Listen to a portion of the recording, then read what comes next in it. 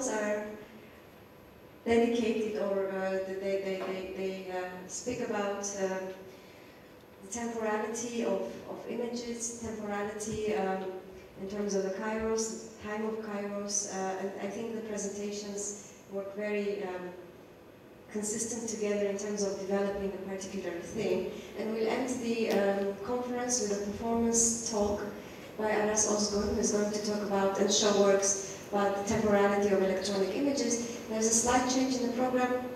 We will start the performance a bit earlier at 4 p.m. instead of 4:30, just to give us enough time to leave to where we have to go later. And I'll hand it to Omar. Good morning. I think we're going to start with Chalabi's paper is called Chronos and Ion. Okay, so Please.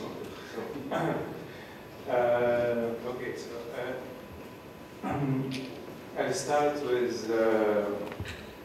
this Nietzschean question: what does the man of truth want? If we take the man of truth, we say usually that he doesn't want to betray or to be betrayed. He doesn't want to betray or to be betrayed, and thus he sets a world of truth that is never changing. It's always what it is. And this world of truth is coherent because by being always what it is, it doesn't betray, and it is never betrayed. Okay, so the man of truth, what does he want? He wants what doesn't have a perspective. For example, things in our world have perspectives. I can see this way or that way. While if I am in the world of truth, the things are only what they are. Now, in the Nietzschean reading, it's a reading that questions, why do we want the truth? So, if you want the truth, you want the without perspective, what is your motivation to want this? Why do you want it? Or what kind of will is active behind this positing of the world of truth? Now, in Heidegger's reading, Heidegger says in his books on Nietzsche that the problem is time. The man of truth was betrayed by this world because this world betrayed him in its multivocal appearances, and thus he wanted to posit this unbetrayable world. And also he was betrayed more essentially by the fact that his will cannot change what happened. What happened to us, we cannot change it. Bad stuff sometimes happens to us, and in this conjuncture, we take vengeance on time by positing something that is outside of time. So Heidegger says time and it was is the obstacle that the will cannot budge. Time as passing away is repulsive. The will suffers on account of it. Suffering in this way, the will becomes chronically ill over such passing away. The illness then wills its own passing, and in so doing wills that everything in the world be worthy of passing away. Okay, so if I cannot change what happened to me, I will that this world that happened to me stops happening or passes away. And I will that by degrading what degraded me. If this world degraded me by positing an obstacle to my will, I will degrade what degraded me, meaning I will take vengeance on this world by positing an ideal world beyond this world. And this ideal world is the world that doesn't change and in which I can find stability and truth. Okay, so the genesis of the idea in this reading is that it is driven by a will of vengeance. Now, and of course, the one who represents this in the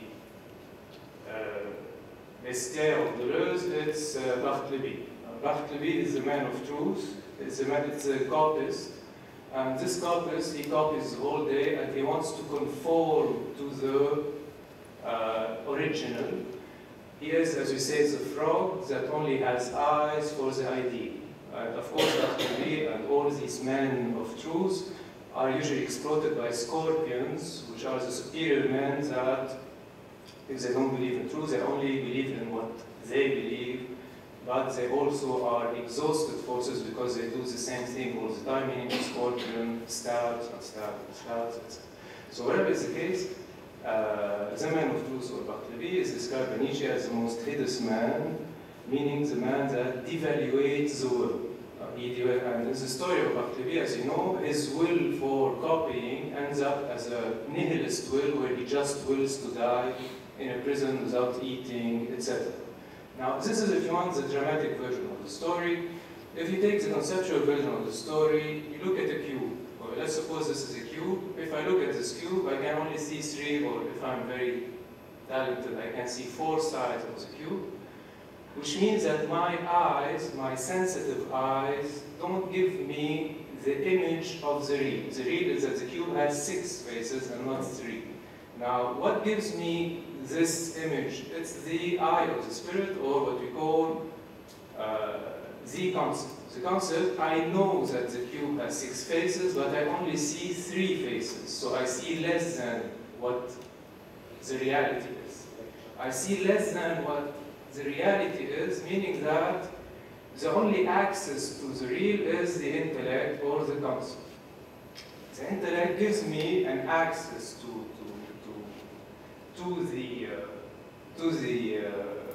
what really is there, while my senses don't give me an access to what really is there. But the problem is that even the concept in the Platonic kind of system is not the thing itself. Because the thing itself, or the object, the cube that has 6 faces, is not the universal judgment. Every cube has 6 faces. This is a judgment. It's a saying. It happens in my head. But it is the cube that has 6 faces, means the object of the universal judgment. How do I know that? How do I know that I'm dealing with a reality? A reality is copied in a universal judgment. I know that the cube, which has 6 faces, is a reality because the judgment, all cubes have 6 faces, is always true, which means it's a universal true judgment. And this is how I know that there is a reality called the cube. Now, as you can see here, the concept of the idea, which means the idea is only what it is just what it is. It's not this and that. For example, a cube that is blue is not only what it is. A cube that is blue is cube and blue. So it's not a reality. While a cube that has 6 faces is only a cube, and it is a reality, because the cube could be, not all cubes are blue. Now, you can see that this concept of the real, or the concept of the idea, posits in the same time an anteriority of the idea while it is creating the idea. So the concept of the idea is pure one object of universal judgment. This is the concept that was created by Plato.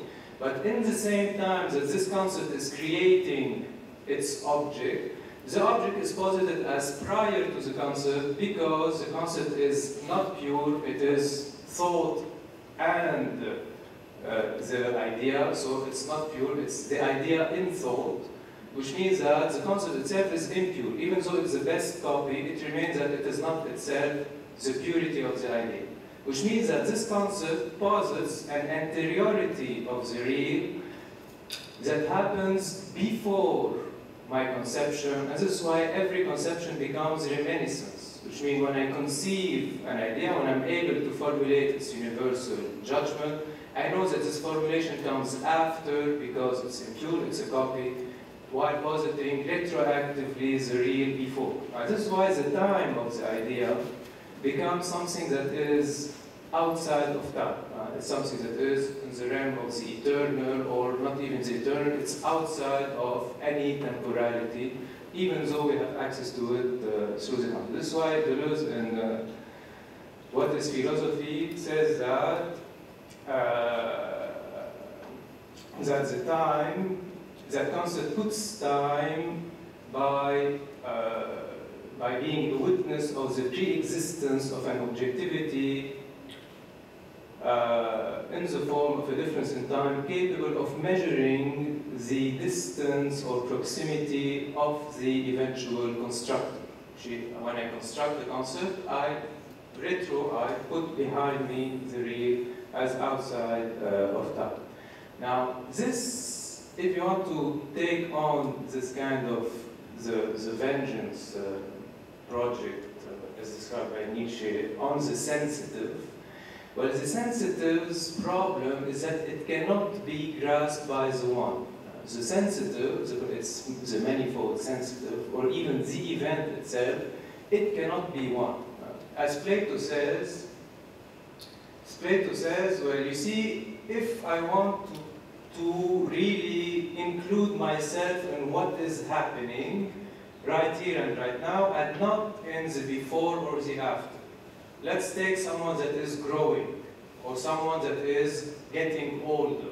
If I want to really insert myself in the point of this becoming, while I am becoming older, in the same time, I am becoming older from or than what I am now, but in the same time, I'm becoming younger from what I am becoming. Which means when I'm getting older, if I put myself from the present to the future, I'm getting older.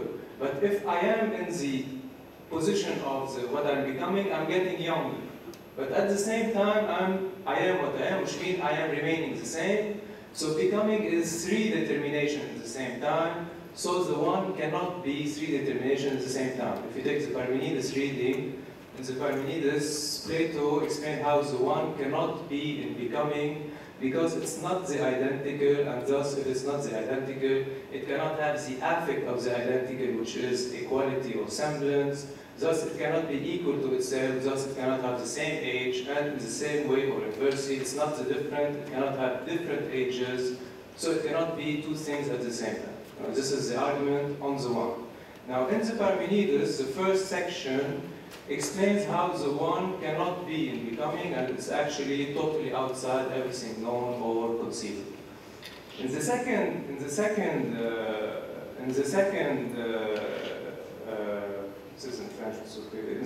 section of the Parmenides, Plato develops a whole set of concepts to circumscribe the sensitive. And this whole set of concepts is under the rubric, not the one, but the one that is.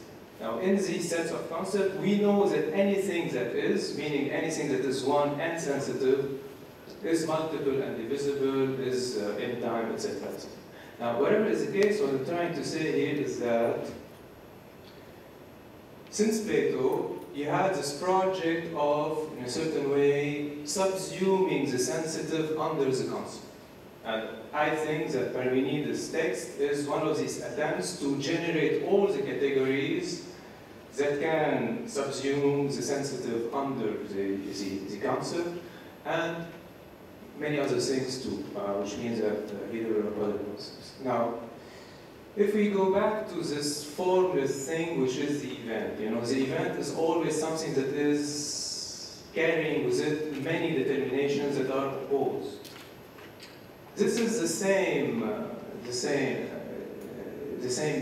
you want, definitions that Kant gives to the form of time.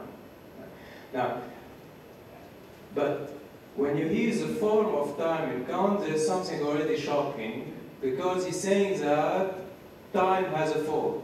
He said in Plato, the event doesn't have a form, which means it is what is not one, it is what cannot be the object of universal judgment. But Kant comes and says, well, time has a form.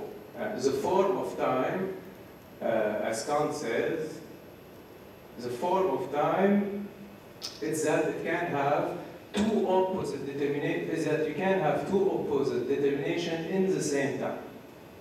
So how can we conceive movement? We can conceive movement.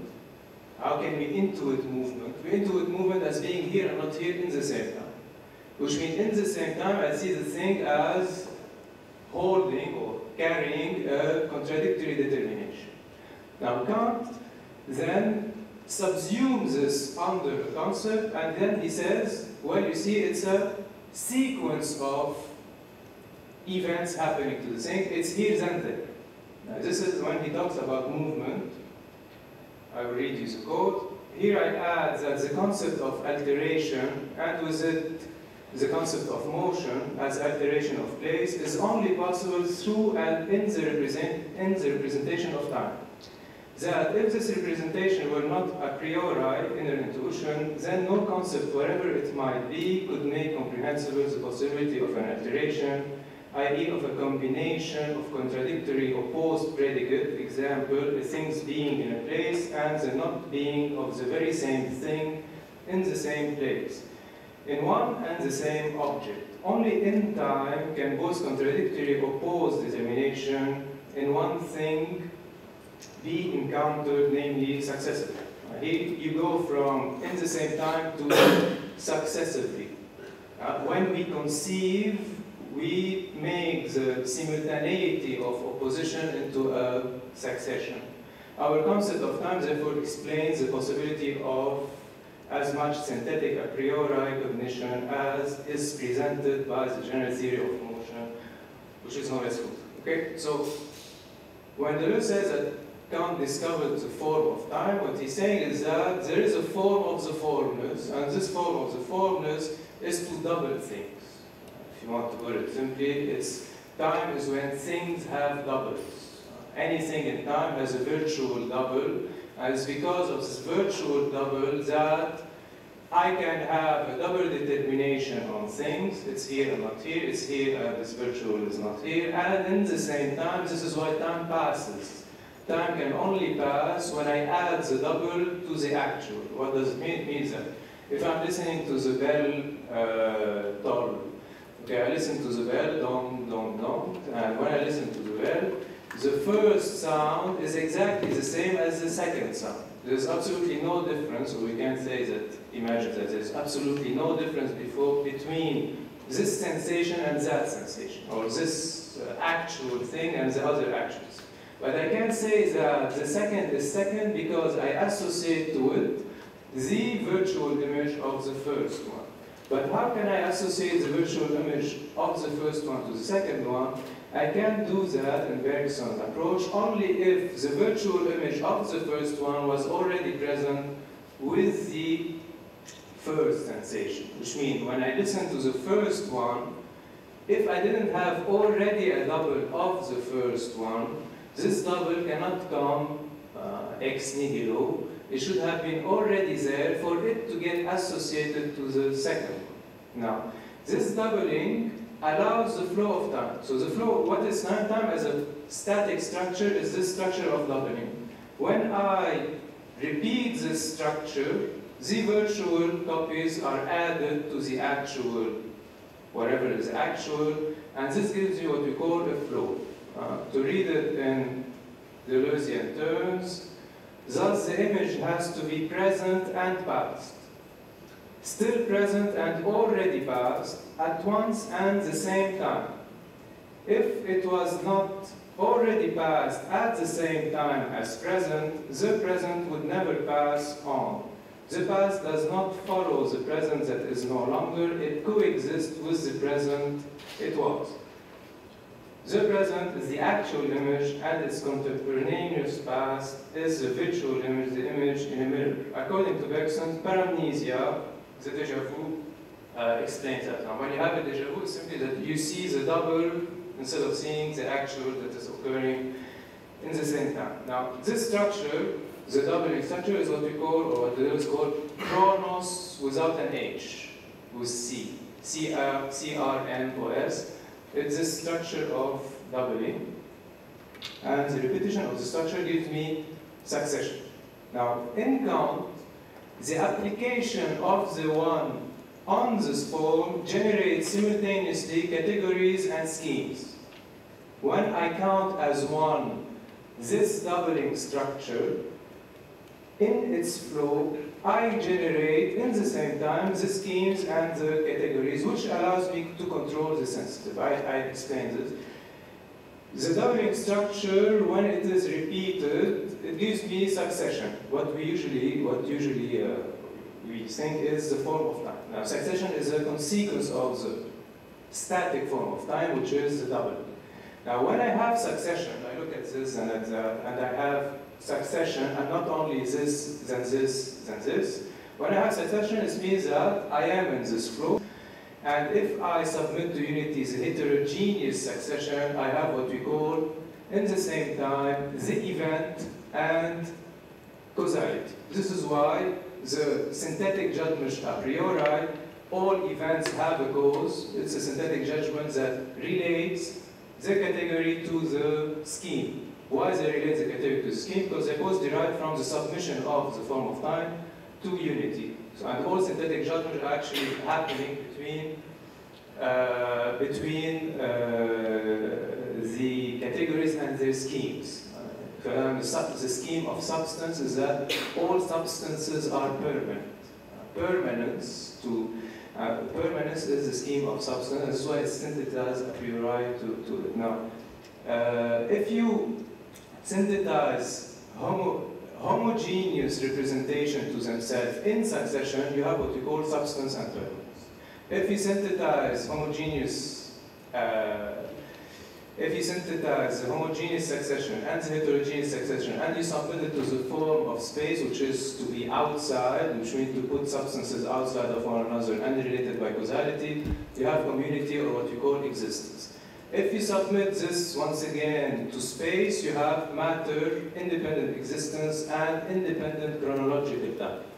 You see, this is how if you want the deduction of how we get to a chronological independent time is to submit what was supposed to be just a relation between representations by causality, I see this and that, and I relate them with an if-then relation, to a spatialization, so I put it as if it's independent from me.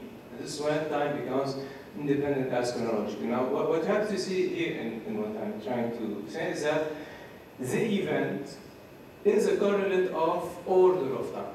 So the event, something happens, can only happen if I've submitted before time the succession to causality. Which means if I look at the walls and the doors and the ceiling, nothing is happening. We say this is a subjective apprehension. But if I can relate this sequence with if-then relation, I can then say the ceiling happened after the door. It's only when we relate with causality the sequence that we can say that something happened. So global warming, before relating the release of dioxide to the high temperature, we didn't know that this and that. Okay? So this happens only if I have a causal relation. Now, to move on, the problem with this is that, as Heidegger says, when I can skim it, now here, what happened in relation to Plato is now that the concept has an internal limitation from the inside. My concepts cannot just be applied conceptually or by speculation. They are related and generated from time and from the flow of the sensations, so they are hooked to the senses, but it remains that these concepts control experience, which means that they predict. I know in advance that anything will be a substance in causality, in existence, etc. Now the problem here is that knowledge, as you can see, knowledge imposes a form on time, being in the Platonic fashion or in the Kantian fashion. But the thing is that maybe we cannot know time, because when you know time, it's already dead. It's a dead time. As Antonioni says, well, you see, the time I live in is a dead time. And the movies of Antonioni, they film the before and the after of the event. She disappeared, and you see after, or she's dead, or something is going to happen, and we see the tension before. Now, the thing is that in Antonioni, as Deleuze says, Antonioni lives in this Occidental time, meaning that for him it's either banality or science fiction. Banality is simply when you submit the events to causality, they become predictable, and you have this chain of this is happening after that, and I know what's going to happen forever. Now, the science fiction aspect is the event, or the event horizon, as we call it, the event that is always outside of what is happening because it's not predictable. So, in the Kantian time, the new or the event can only happen either too early or too late.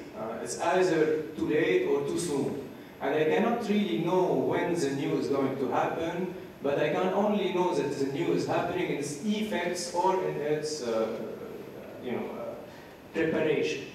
So this is why Antonioni, in both his movies, when you have this science fiction kind of sections, the guy, the little child looking at the moon and sending spaceships, and the man that is totally sick out of his love stories, and his affects are sick and enchained in these kind of causal relations. This is the consequence of, if you want, chronological time. Like because Deleuze says, in reference to Nietzsche and to Antonioni, is that illness is itself chronology, and there's only illnesses that are chronic, and only it's time itself that is the illness or this conception of time. Because when you conceive time this way, your past is unchangeable. This is one, which means that what happens to you, you are bound to carry the weight of the past. It becomes a should. The past becomes an imperative, meaning you should carry the weight of the past.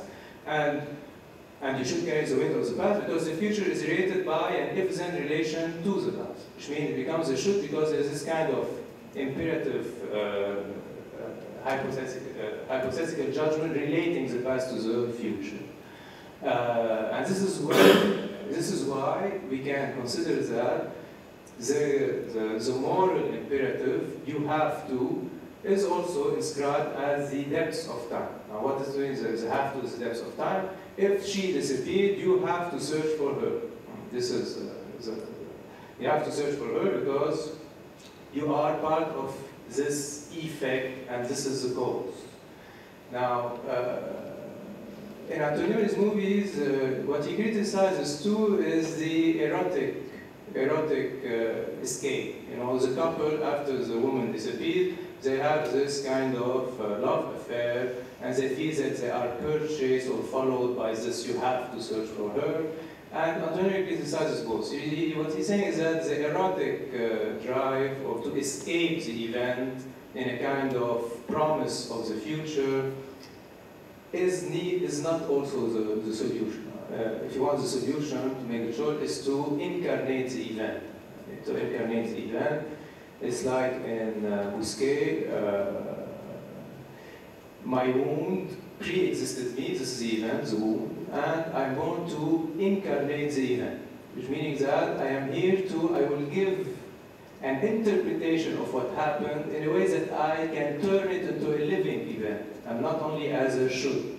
Now, the interpretation of Bouwhuis happens through his writing.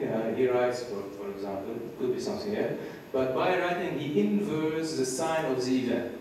He gives it a living form. If you take Bacon, it's the same. The event for Bacon is he has seen the massacres or the cadavers of the post-war World War II, etc., the destroyed London, etc. This is the passive affect. And the work of art is here to invert the sign of the passive affect into a positive affect, meaning to conquer in a certain way the freedom of the will. Now, to conclude, I still have 2 minutes. Okay, so to conclude, because apparently it was too long. So to conclude, I'll just conclude on the difference between knowledge and thought. Because I think that we can know time, but when you know time, it's dead. So this is the idea. When you know time, it's previsible, it's dead time. The new is outside of time. Now, the thesis of Nietzsche, I think, could be summed up by saying that the eternal is the new. The eternal is the new, meaning that the new is always here. It's always here, and it's always here. This is the anteriority. It's always here in advance. It's not the idea that is the eternal, which means what has anteriority. It's not the idea, it's the new itself, as a rupture or as a doubling of beings. What does this mean? This means that if you take Nietzsche's different ontological planes, to think time is to produce an intensive thought. Now, an intensive thought is not a thought that will impose knowledge on what is happening, but it's a thought that is going to be the double of what is happening. And by creating this double, I'm going to intensify my life, which meaning I'm going to live, to experience the slope of the real itself. Because Nietzsche's real is sloped, it has an inclination, and this inclination goes in expansion, or it's a will to power, meaning it's going beyond oneself. Now, by creating the double, be it a work of art, literature, philosophy, whatever it is, the intensive thought is a thought that intensifies whatever I'm thinking about. I'll give you just one example and I'll start here. If you take the problem of the eternal return, the eternal returns, a demon comes to your room at night and he tells you that everything will return.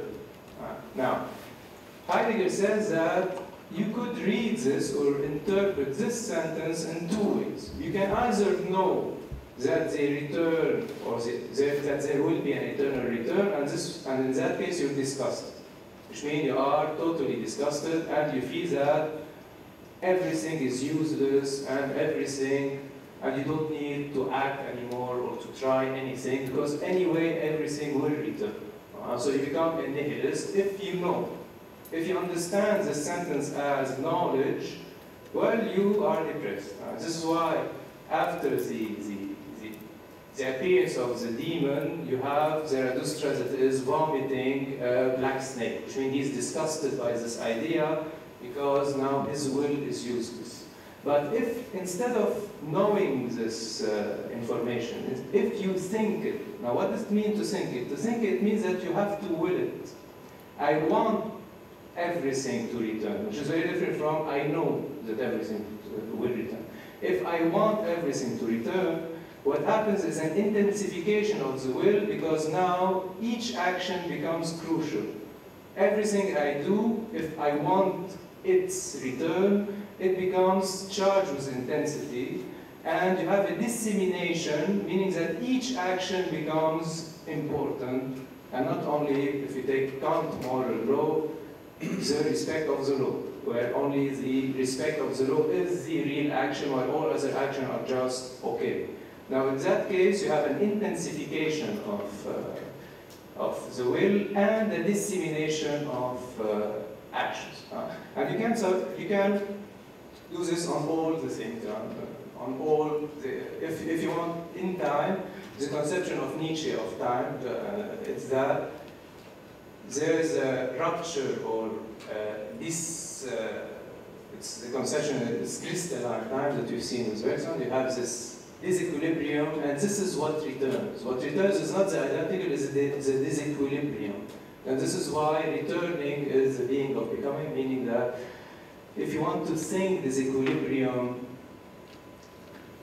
contradiction, in simultaneity, you can think it by repeating it. My concept doesn't give it form, it repeats it. I say, the being is what returns. The being of becoming is what returns, and it's not, previsibility, etc. And by saying this, I'm repeating what exists, and this intensifies my conception. Okay, I start.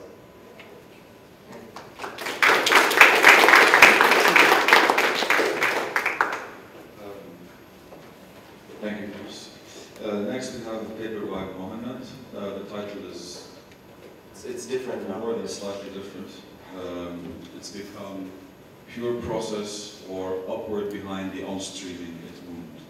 Which is a quotation from Bouwhuis. Okay, quotation from okay, just before I start, just to situate where my talk, the trajectory, I mean, Frances just presented a remarkable trajectory of thinking, which I think is a clear alternative to the keynote speaker, Ray, gave us yesterday, which culminates with Jameson's vision.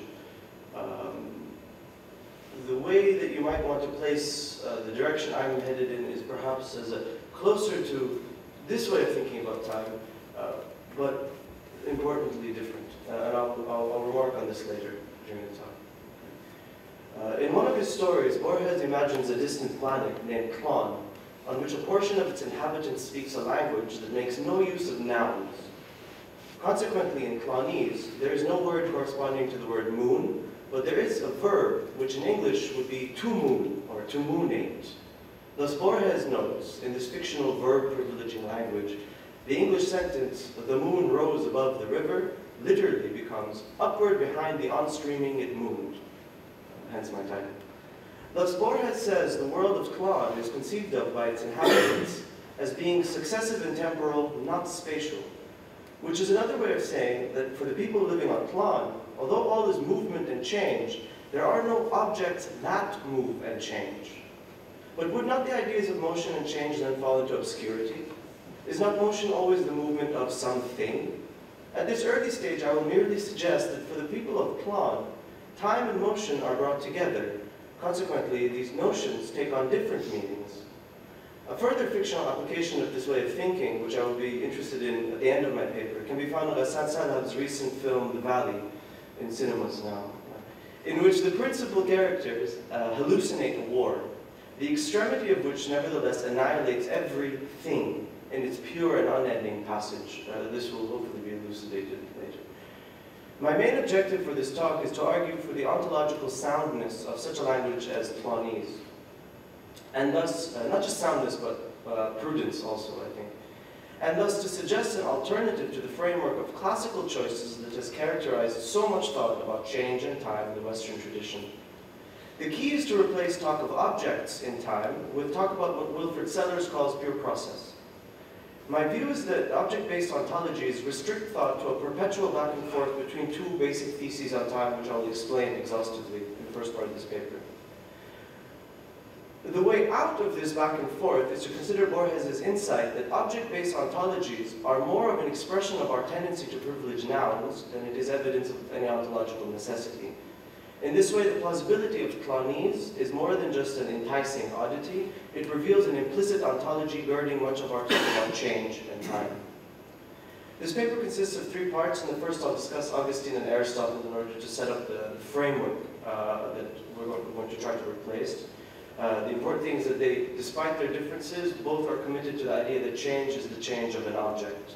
Hence, they're committed to an object-based ontology. It's the terminology I'll use. In the next part of the paper, I'll present Sellars' position, which recasts both time and motion in terms of process. And finally, I'll discuss a few examples from Bassam's film, which, in order to lessen the philosophical extremity of Sellars' work, I'll try to present through an artistic medium. The neatest way into Aristotle's view on time, and also the quickest way to see how it leads to Augustine, is to begin with the following question. What is the place of time? We thus skip the more general aporia, or problem, of the existence of time and attend to this role. First, you must imagine, so this is Aristotle, you must imagine a cosmos with an infinite magnitude. Its essential feature is continuity, and continuity for Aristotle means divisibility. That is, the presence of a part between any 2 parts ad infinitum. So the cosmos is infinite since it is a magnitude that can be divided over and over again. Second, this magnitude is not static. It's an assumption. In fact, it is in near perpetual motion, and this motion is an expression of its divisibility. For when a thing moves from a point X to a point Y, it traverses an infinite series of points. We know this from Zeno. The magnitude then is not static since its parts are in continuous motion. Time makes its appearance here since change can be measured.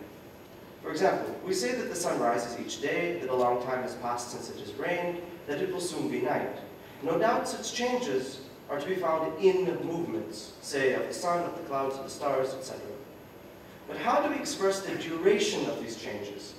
Aristotle's response to this question is that it is somehow in time that we measure these events, suggesting that time is not itself motion, but its count. So the measurability of motion proves the existence of time, and thereby also determines time's place or role in the cosmos. To quote Aristotle, we saw this yesterday, this definition, time is just this, number of motion in respect of before and after. I'll take these into its 3 component parts. First, we have the idea that time is of motion. Grammatically, this is expressed in the Greek as a genitive, which suggests dependence on motion.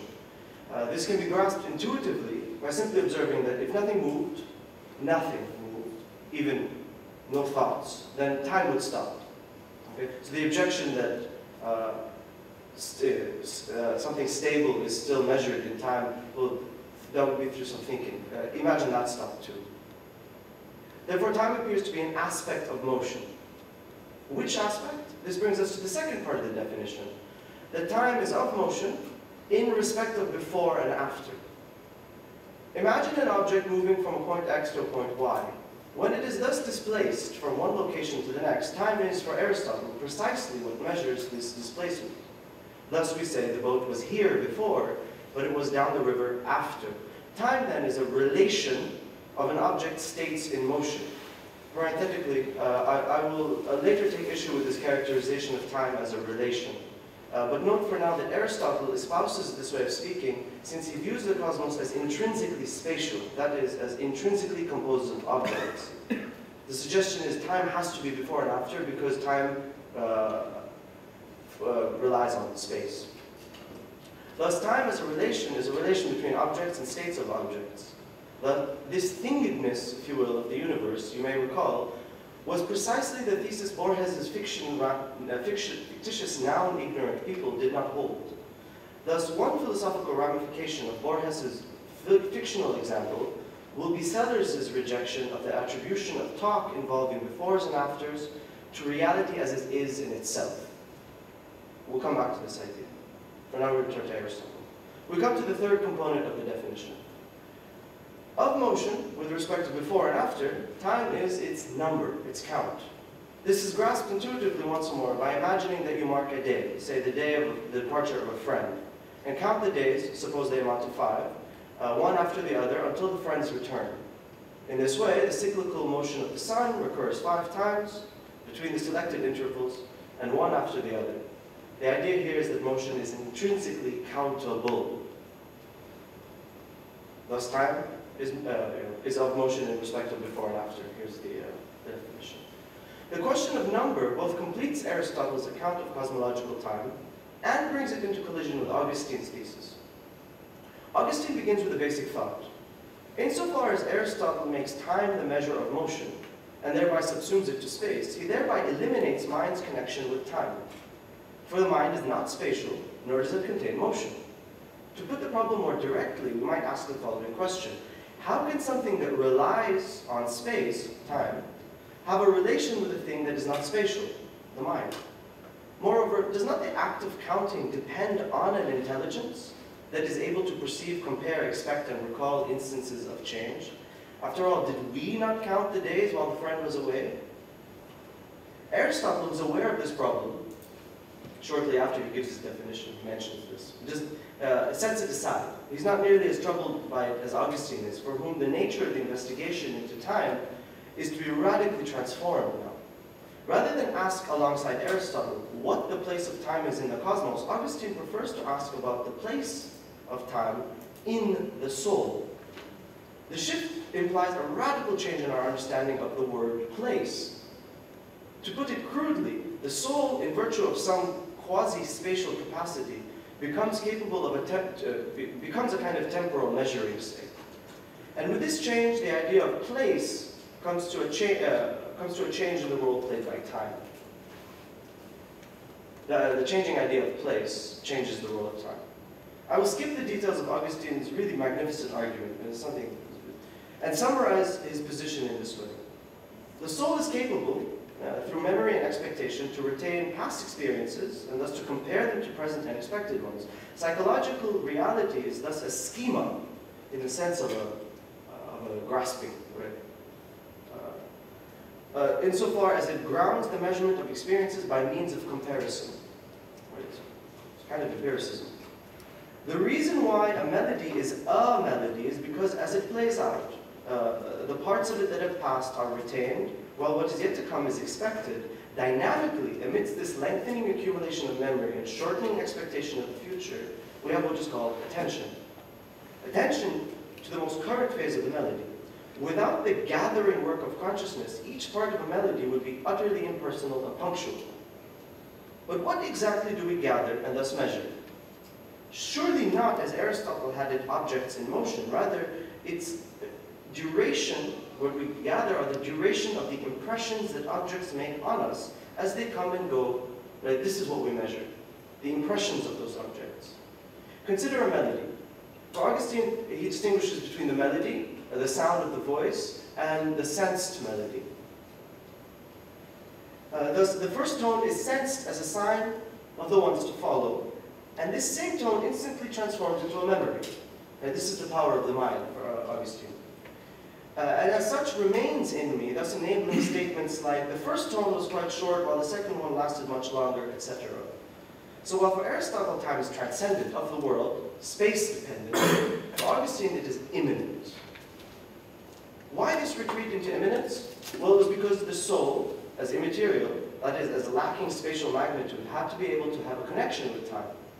It gets this connection by translating extension into so-called distension.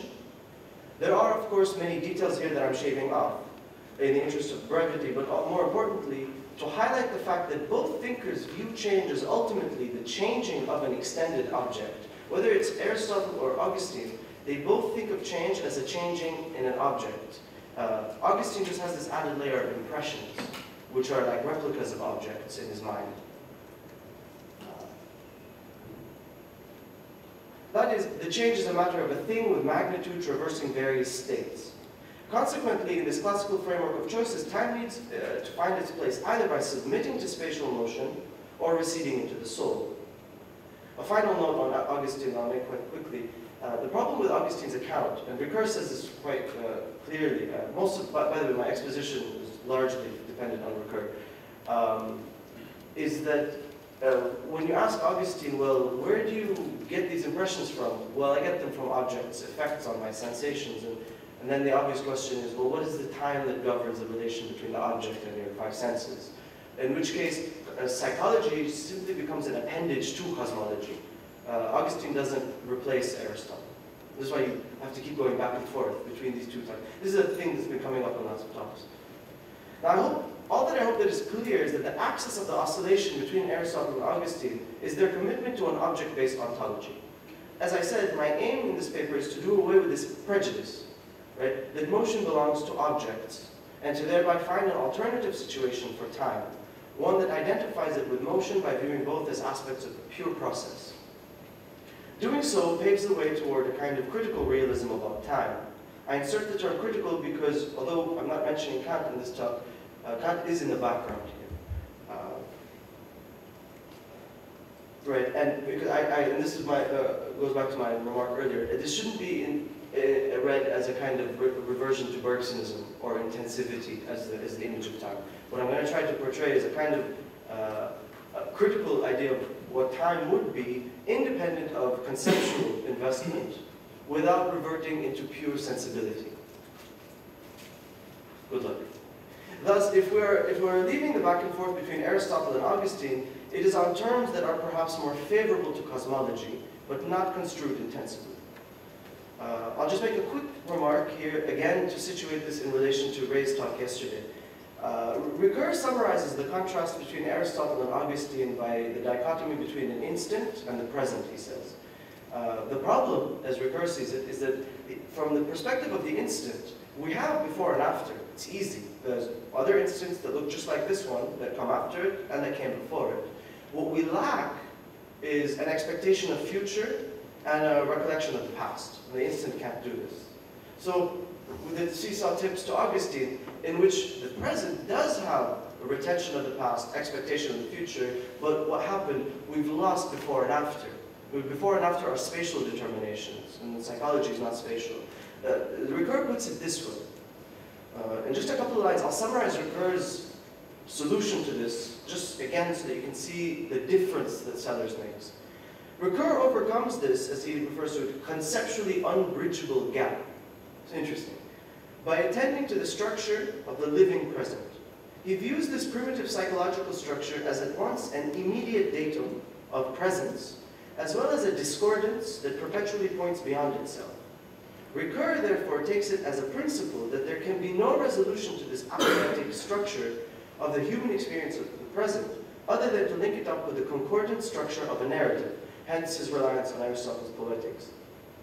This is because a narrative is nothing other than an organization of disparate parts, of past, present, and future, in other words, into a meaningful whole. Thus, for Ricoeur, there can be no theoretical resolution to the problem of time, only a poetic one. He rejects Husserl and Heidegger's, which I originally wanted to speak of, but we'd be here till tomorrow, so we're not. But he rejects the theoretical solutions that come up in the 20th century and says there must be a poetic movement. Okay? I hold an inestimable admiration for Ricoeur's thought, but I believe that his way of thinking, viewing things, is symptomatic of the type of ontology indicated above. Yesterday's keynote examined the furtherance of this tradition by way of Jameson's temporal figuration. Suffice it to say that I believe Sellers' divergence is a clean one here from the perennial tradition, which Jameson perhaps continues beyond Ricoeur. Maybe we can talk about this during the Q&A. We come to Sellers. Take this as it comes. It's rough. Our first step is to consider a superficial similarity with Aristotle. From there, we will see more clearly where they differ. Consider the following sentences. These are references to the film that I'll discuss at the end. So we'll start to talk about Sandal here. Sentence 1, a car slipped into a valley. Sentence 2, a slipping into a valley by a car took place.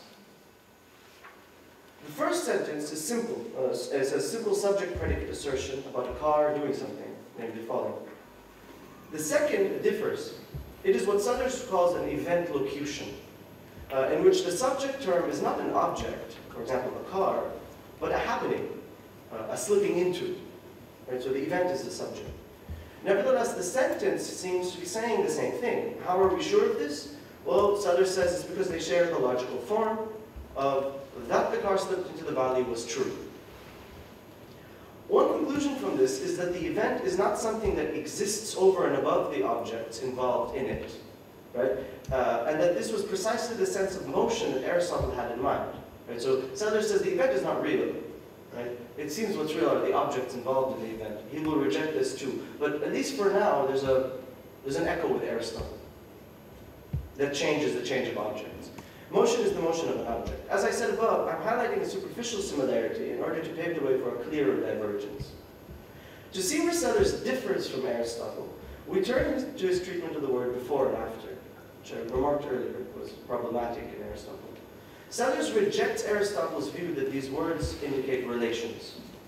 The following example will elucidate this point. It's also to extend the plot in Satat's film.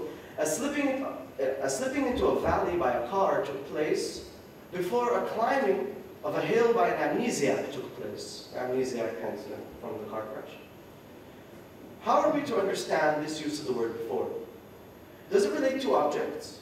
It might appear this way, that is, if you think that a slipping into a valley by a car picks up an object, while a climbing of a hill by an amnesiac also picks up an object. But we just said that events are not objects. So how is the word before operating in this fairly long sentence? In what way are these two events following each other? Spatially? No. Two conclusions can at least be drawn at this point. First of all, it does not pick out, the word before does not pick out a relation in the world. Okay? Second of all, as a result, what it does do is provides a kind of adverbial elaboration of the sentence. It's a word that pertains to the representation and not to the world. As such, it could be reformulated in this way. A slipping into a valley by a car was true before a climbing of a hill by an amnesiac was true. What happened here? Talk about temporally ordered objects in the world transformed into talk about what is true within a system of representation. Thus, the truth of the sentence is not had through some connection between it and a state of affairs. Instead, its truth is secured by its possible reformulation within a higher order of linguistic representation. It is true, etc. One might reply that the word before appears as an adumbration of a long list of concatenated befores and afters concerning the objects. that referring to the event is just a convenient form of summary. Now, rather than explain the proper response to this philosophical problem, right, I'll explain it through the film. Now, amnesiac has no recollection of the crash, and thus climbs the hill as though it was the very first thing he ever did. Yet even the people that he confronts on the road immediately, he comes up and he sees the people on the road, they too did not see the crash. All they did was hear the sound. And yet they infer from the bloody shirt and this man on the street, this oriented man on the street, that the car crash was linked to this individual. Thus the word before is only available as an adverbial enhancement to an educated guess. It's an inference. Such a conclusion is likely to meet with resistance. Of course, one might object. What the word before is relating is the event they heard with the sight of a disoriented man in bloodied clothes. Right? The sound of the car crash and the man. The proper rejoinder would take us too far afield into Sellers' epistemology. I urge you then to consider the film. What events are we relating? What events are the characters relating in the film? By what means are we relating these events? We have a sentence. I heard a sound. I see a bloody shirt, and I link these two, and I say that one came before the other. How is the word before operating here? I'll leave it there. At any rate, this construal of the term before, were we to accept it, has major consequences for Aristotle. So let's accept this idea and see what it does to Aristotle. First and foremost, what remains of motion? Right? We saw both the classical framework conceives of motion in terms of displacement, here and then there, before and after. I will just say it. Without this primitive notion of displacement, motion seems likely to evaporate from ontological vocabulary, unless we can relate it to something else. This other way is found in a corresponding change in our thinking about time. For time seems to suffer an analogous crisis with the evacuation of befores and afters. Can we imagine time that is not ordered into relations of befores and afters? In what way would it move?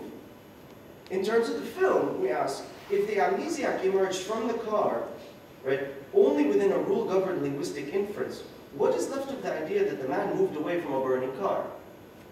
In the coming section, I will provide the film's characteristic answer to this type of question, but allow me to wrap up this part of the discussion with the notion of pure process.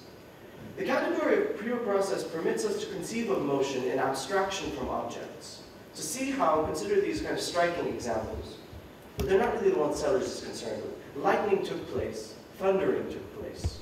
Now whereas a slipping into a valley by a car took place is analyzed into a car, a valley, a road, right? These objects. It's not quite clear what lightning, what kind of substrate lightning emerges from. That electrons cross the gap is the scientific explanation. We don't see those electrons. What are the objects behind lightning? What is the object behind sound? Moreover, what makes lightning and a sound both in themselves temporal objects, and together a temporal object, such as I heard thunder before I saw lightning, right? Or the other way around.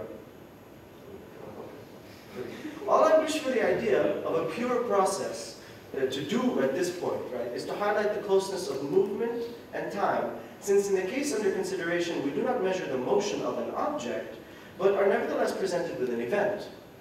Yet if events aren't real, right, then what is happening? In other words, what replaces an object as the substrate of an event if we are to accept process-based ontology? So the final section of the paper. We'll talk about the film now. The example of the amnesiac emerging from the wreckage shows how conceiving of two events as following each other is always the product of an inference and not a direct representation of those events related ontologically. In fact, even from the viewer's perspective, right, when you're watching a movie, the car crash occurs while the screen is blacked out. So nobody actually sees the accident at all. And in the film, you just hear the sound of a car accident, you see a bloodied man. That's what you see. You make that inference. We do not observe anywhere, nor do we ever, I claim, observe the relations of before and after playing out. Yet our usual attitude towards time resists this and insists that a bloodied shirt is a vestige of a prior accident, right? That the girl is missing commands you to look for her. Right? There's this ordering. In my opening remarks, I mentioned that Sahab's The Valley is about a hallucinated war, but I must now make amends to this careless synopsis. Whether the war is real or not is immaterial, for the film presents presents it purely from its effects and not its causes. That is, we are confronted with wreckage and explosions, but never a perpetrator. We are privy to a circumstance, but not to its condition. Who is fighting? Right? Such questions fall to the side at the culmination of the film, just as reality itself seems to subside. All things lose both their function and their meaning by the end of this movie. Beirut is erased, right, a radio broadcasts to the survivors of the apocalypse. Meanwhile, the viewer is surely set to pondering the cause. Right? Being a person from the region in which the film is set certainly jogs the imagination. Right? Israel from here, blah, blah, blah. Scenarios fall into place in the viewer's mind. The film, however, is admirable in its refusal to give any clues on this point. The most we get, pardon my French, the whole Middle East is fucked up. That's all you get from one of the characters fleeing on a motorcycle. Okay? You don't know what's happening in the film. There's just this catastrophic war. Indeed, to put it in Twanese, we might say, endless over the remaining it warred. I do not mean to draw the banal conclusion that war is a pure process. Right? Rather, I suggest that if we focus on Saddam's aesthetic decisions in portraying the war, we gain a closer appreciation of what pure process means for the relationship between motion and time. For in one sense, a war is made up of many objects, soldiers, tanks, planes, etc. Right? Saddam's film, however, is adamant on showing us that despite the catastrophe that has befallen it, right, the region in its magnitude, and this is to be stressed, remains motionless. Abandoned villages, empty roads, even the sun at some point seems to have stopped. In fact, the final third of the film is an excruciating glimpse of a paused world. Moreover, not only does everything stop, everything is also distorted and destroyed. The radios no longer pick up any signals, and as I said earlier, Beirut itself, right, the subject of all of his films, is erased. And endlessly we might say it warred, right, continued to war.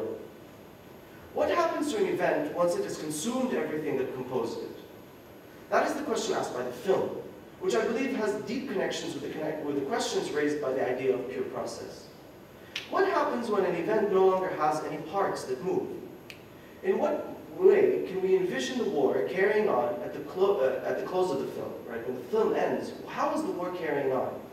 Sellers' response is to think of the way the nervous system operates, portraying succession through non-successive means. His peculiar view is that corresponding to our ordinal representations of time, and space for that matter, that is, our representation of these in terms of ordered magnitudes, right, 1, 2, 3, is an order of representation that is purely cardinal. He tries to tell you that the nervous system doesn't work in terms of a 1, 2, 3. It's a cardinal representation of temporality. Thus, my conceptual representation of befores and afters is correlated to a non-conceptual protocol of representation. Something of Augustine's insights here is vindicated, right? The idea that impressions are made on our nervous system. Where Augustine errs is that we have access to these impressions in the manner of a transparent fact-checking. Here, let me check my nervous system. Right? That's not what we do in order to link before and after.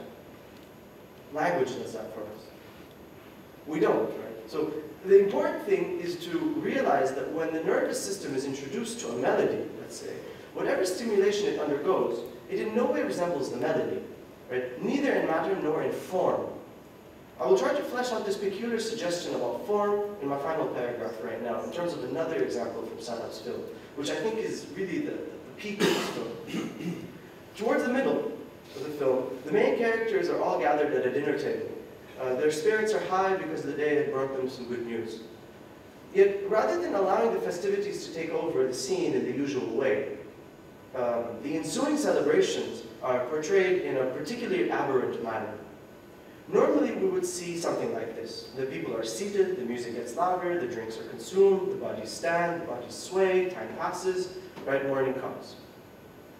But this succession of events, right, this narrative, is precisely what we do not get in that scene. Saddam's method of portraying the celebration is to give us the entire succession all at once.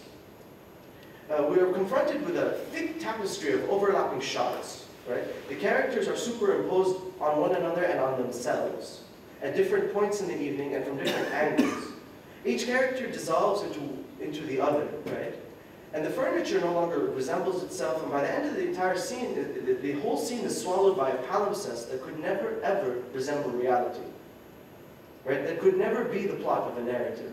There's just so many images packed on top of each other. Nothing looks the same. There are no more objects here. What we have here, I believe, is an alternative glimpse of time.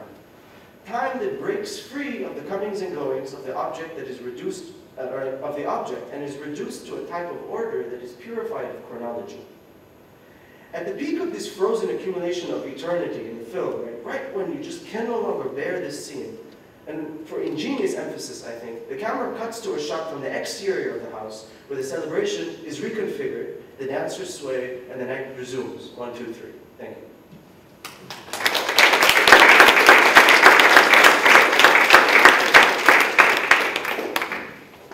Thanks. Our final presentation is by Rico Franses. It's called On Time in the Unconscious, the Psychoanalytics of Time. Yeah.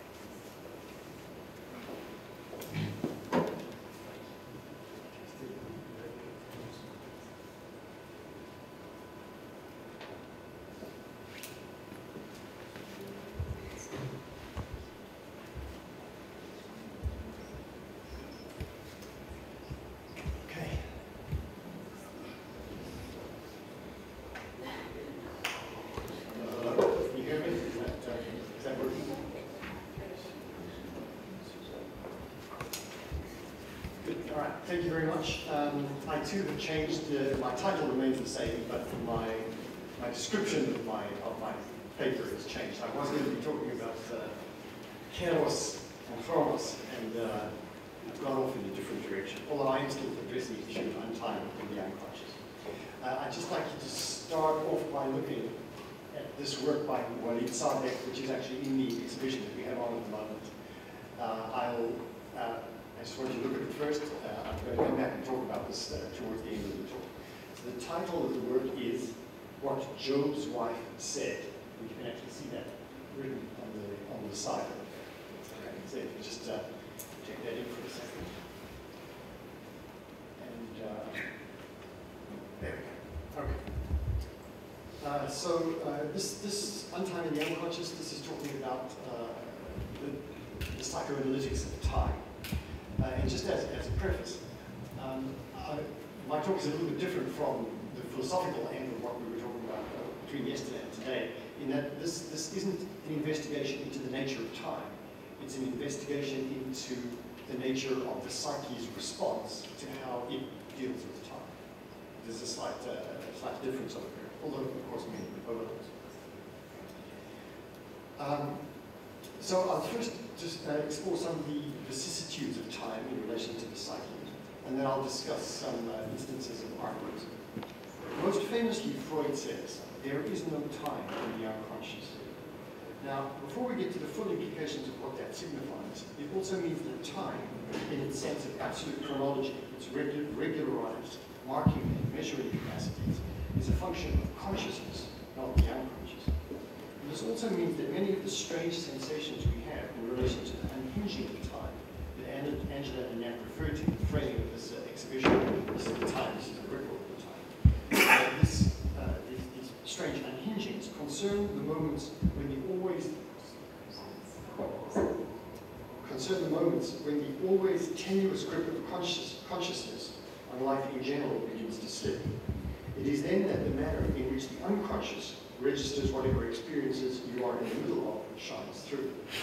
Many of the strange sensations of what we might call the warping of time are brought about because we are caught in the middle, subject to both the conscious mode of time registration and the unconscious mode of experiential registration. When Freud says there is no time in the unconscious, he means something very distinctive with that. It's not just that there is a jumble of times, as you might imagine, but rather that there is no recognition of time at the level of wishes and impulses. The processes of the unconscious system are not ordered temporally, are not altered by the passage of time, and have no reference to time at all, he says in his essay on the unconscious.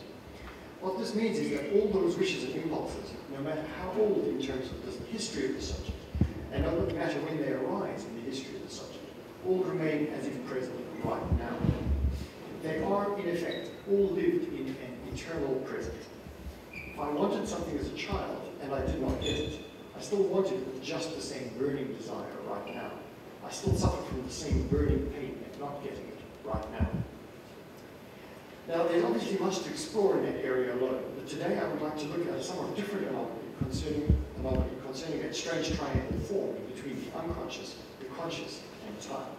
The twin concepts of Nachträglichkeit and screen memories, in the case of my German pronunciation. Isn't that good? It's a little bit smaller than I anticipated. Okay. Now, Nachträglichkeit is a very interesting topic that has been the subject of much discussion. It's formulated by Freud initially, and much of the discussion concerns how it should be translated. According to my friend Casper, nachträglich, so it comes from, you can split the word up, tragen, which is to carry, and nach is afterwards, preposition afterwards. So nachtragen is to carry afterwards. It's used in German in a specific sense of lateness, in the specific sense of too late. So if you missed a deadline, but you still want to submit something, you are too late. You are nachträglich. So it relates to afterwards, late, comes afterwards, too late, all of those cluster of terms. So Nachträglichkeit would be the substantive of comes after. It could be something like lateness or laterness, excuse me. And indeed, I've seen it translated as afterwardsness. What it refers to is the following. The unconscious, according to Freud, contains the traces of everything that ever happened to you. You never forget anything. However, some of the things that you retain, you don't yet understand. As a child, you might see or hear something that doesn't make any sense to you. However, years later, you might acquire the knowledge or means that allows you, retrospectively, to understand. I'll give you a trivial example of something that happened to me many years ago. When I was a teenager, I lied to somebody by telling them that I spoke French. Of course, as my bad luck would have it, they spoke French and immediately started babbling to me in French. And I distinctly remember still now, it just sounded like literally. Many years later, I actually learned to speak French. And then, now comes the strange part of the story. Many years after that, I woke up in the middle of the night with an absolutely clear understanding of what that person had said to me when I was a teenager, when I did not yet speak French. Which meant that I had retained, sort of almost as a box, the phonetic form, the phonetic structure in my head, even though I didn't know what it meant. And then later, I developed the means to interpret it, and lo and behold, it came to me as a dream. So now actually, now the official translation of James Strachey of the Freud, he refers to Nachträglichkeit as deferred action, which means, so it's deferred, your comprehension is deferred. I actually prefer the reverse of that, which is retrospectivity. It's retrospective comprehension, so that's my translation. In spite of all of that, I'm just going to stick with the German, which is Nachträglichkeit. Now, despite my trivial example, the concept generally relates to trauma. Freud discusses the idea in detail in the Bouwhuis case history. This man, in later years, realizes that when he had been very young, he had witnessed his parents making love, although he had not realized that that's what they were doing at the time. This whole experience to the Bouwhuis was deeply traumatic, but in that strange way that is characteristic of Nachträglichkeit. The first experience that he had not understood is later, when he realizes what it is, then experienced as a trauma. The subject feels that in the first experience, although not grasped at the time, a trauma was inflicted on him or her. And with that realization, the trauma is now experienced in full, in a peculiar way where everything becomes extended in time. One experiences the trauma of the earlier event, for the first time, both as a then, in the past, because that's when it took place, but also as a now, which is when you're feeling it for the first time. And you can see what Khatib does in your, to any notion of a fixed chronology of time. It's a model for, call it unchronology, in a sense. Now, related to this is another concept that Freud discusses, which he titles in another essay, screen memories. Screen memory has a similar mechanism to Khatib, but it is often confused with it, although there are some important differences. Khatib concerns an extremely significant event in the past that had not been grasped as such. In screen memory, it's the opposite. A completely insignificant in the past is remembered with great clarity. Freud gives an example of a dream of yellow daffodils. In the dream, he is a young boy, and he presents to a young female neighbor a bunch of yellow daffodils. However, the more he thinks about it, the more he realizes that the memory, which is so clear, never happened. It has been cobbled together from some other traces, a field of flowers, a yellow dress. And the reason they have been manufactured into a memory is so that the memory can function as a screen or as a disguise for some other disturbing unconscious issue that is forcing its way into consciousness now. In other words, that false memory is being used to disguise or to screen some unconscious issue that is pressing for release now. The past is being used to disguise the present. And Freud, in fact, takes this position even further, speculating whether perhaps all memories, especially childhood memories, are not screen memories. This mechanism of the past being used to screen the present is also in action in the The trauma, even though it seems so insistently to be about the past, is in fact a trauma about the present. In other words, it's the current trauma that rediscovers, so to speak, the trauma in the past. And psychoanalysis says it's the second one that really counts. Don't be fooled by the past. Its only function is as a disguise mechanism of resistance, to throw you off the scent, to hide from you the true trauma. Memory is in the service of repression, strangely enough. The function of memory is to prevent you from accessing the present. But having said this, there's also something very important to add. In contrast to what I've just declared about the past being screened for the present, to the subject, so to the person involved in this particular process, it appears that the opposite is the case. To the person in question, there is a causal link between the trauma of yesterday and today. To him or her, it appears with absolute certainty that the early trauma is causing the later one.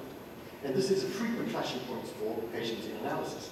It's very difficult to accept that the memory is not true, and it is very difficult not to believe that it's not the early trauma that's causing the pain. Now, let me just add a few sentences in relation to this from Lacan. In Logical Time, which is an early essay of his, not well known, Lacan takes several of the concepts of Freud concerning the incommensurate nature of time with itself, including Khatib, and knits them into a view of human subjectivity in relation to time. To summarize radically, the subject is caught in temporal no man's land. On the one hand, there is the past as it exists in memory, and on the other hand, there is what he calls, and this is one of my favorite phrases of his, the dialectics of anticipatory haste. In this phenomenon, the lacking subject, and for Lacan, we are all lacking subjects, there's no such thing as a non-lacking subject. So in this phenomenon, the lacking subject always imagines that there will be a moment in the future when he or she will not be lacking. There will come a moment when I will have been made complete. This is, says Lacan, the future perfect. In the future, any future, perhaps beginning in just one moment, something will have happened in the past, although it is the past that is ahead of me just now, where the lack will have been given. It's a past in the future which will mean that everything will be okay. And we always anticipate this moment and hasten towards it, even as it constantly recedes from view. But always we believe in this anticipation. But if this future is an illusion that never comes to pass, is there not some stability of the past? In the memory of which Lacan speaks, Not so for Lacan, because that memory is always the suspect memory of Nachträglichkeit, the screen. The past affords no stability, neither does the future. So, so where then is the subject? Well, this all means that the subject is never on time, never in time, actually echoing several of the comments already made today. You're either floundering in the uncertainties of the past or grasping blindly, too hastily, and that's the notion of anticipatory haste, too hastily towards the future. And it must be added here that this division between past and future is not symmetrical. It is rather skewed heavily towards the future. The subject is always in anticipation of the certainty yet to arrive. Now, with this in mind, I'd like to come back to some instances of art. Psychoanalytic theory is good at finding these aspects of unhinged time in the functioning of the psyche, although Freud, of course, is not the first to discover that we experience time in this way. Perhaps the best expression of this comes in Shakespeare's Hamlet, where he says, he declares, time is out of joint. That's perhaps the best description of the phenomenon I've come across. However, while lots of people know the quote, they are not aware of what follows in the text. Oh, so he says, time is out of joint, and then continues, oh, cursed spite, that ever I was born to set it right. What is interesting here is that Hamlet not only experiences time as being out of joint with itself, but then wants to do something about it. He wants to correct the problem. Although bitterly, he seems to believe that he can cure this unhinging and that he can rejoin time to itself. And so I'd like to ask the question now, what do other artworks say about this question of temporal disjointedness and its possible solutions? Now, I would like to, actually before I do this, I would like to, as the computer goes, projector goes to screen, there we go, okay. So I'd like to come to the track, the song of Laurie Anderson, From the Air, from which our exhibition, this is the time, this is the record of the time, from which it gets its name. If we can just go, I'll go through the lyrics together. Good evening, this is your captain. We're about to attempt a crash landing. Please extinguish all cigarettes. Place your tray tables in their upright locked position. Your captain says, put your hand on your knees. Your captain says, put your head in your hands. And then she makes Laurie Anderson has a little skit where she sort of goes into, it's almost like a children's game where she says, put your hands on your hips, and then she says, ha ha, no, that's not what I'm talking about. This is your captain. We are going down. We are all going down together.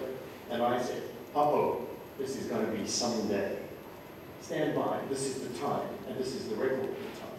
This is the time, and this is the record of the time. And then there's a second verse, and then, which I'll skip out, which does something similar, and then the third verse as well. Put your hands over your eyes. Jump out of it.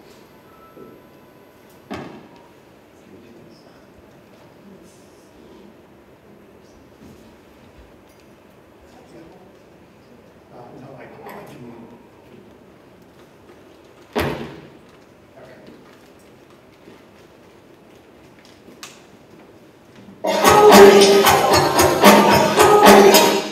Sorry, that's too loud. Take this down a little bit.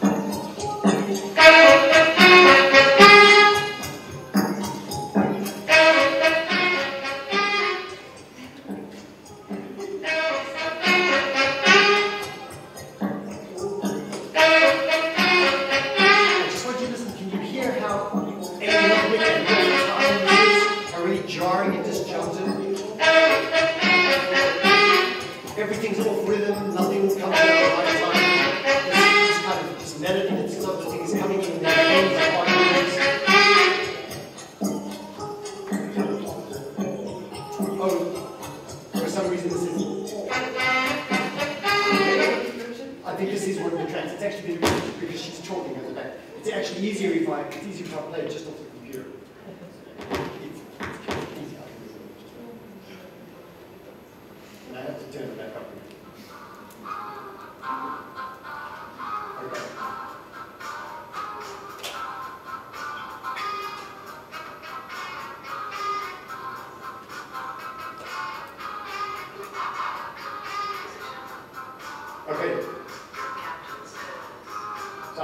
Yeah, this is her talking. I'm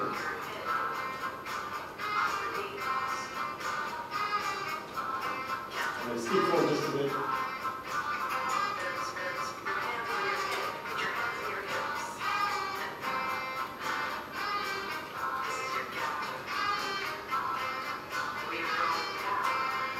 Can you hear something changing? There's this, we synthesize the sounds that are coming in and getting deeper and deeper.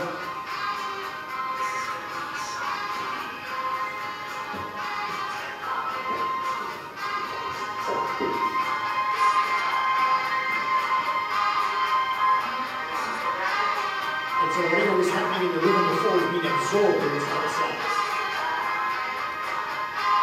This is the time, and this is the record of the time.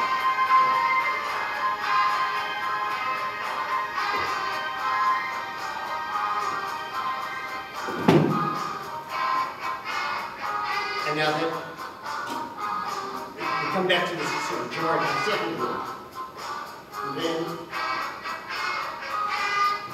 it goes back again.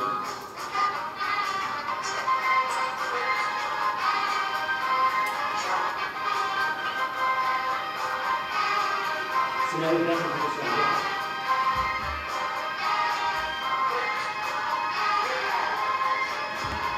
So by the time we get to the third track, all of that early, I think that's what I'm saying about other, this second section of music is, and how all of that earlier dissonance is kind of absorbed into this track over here.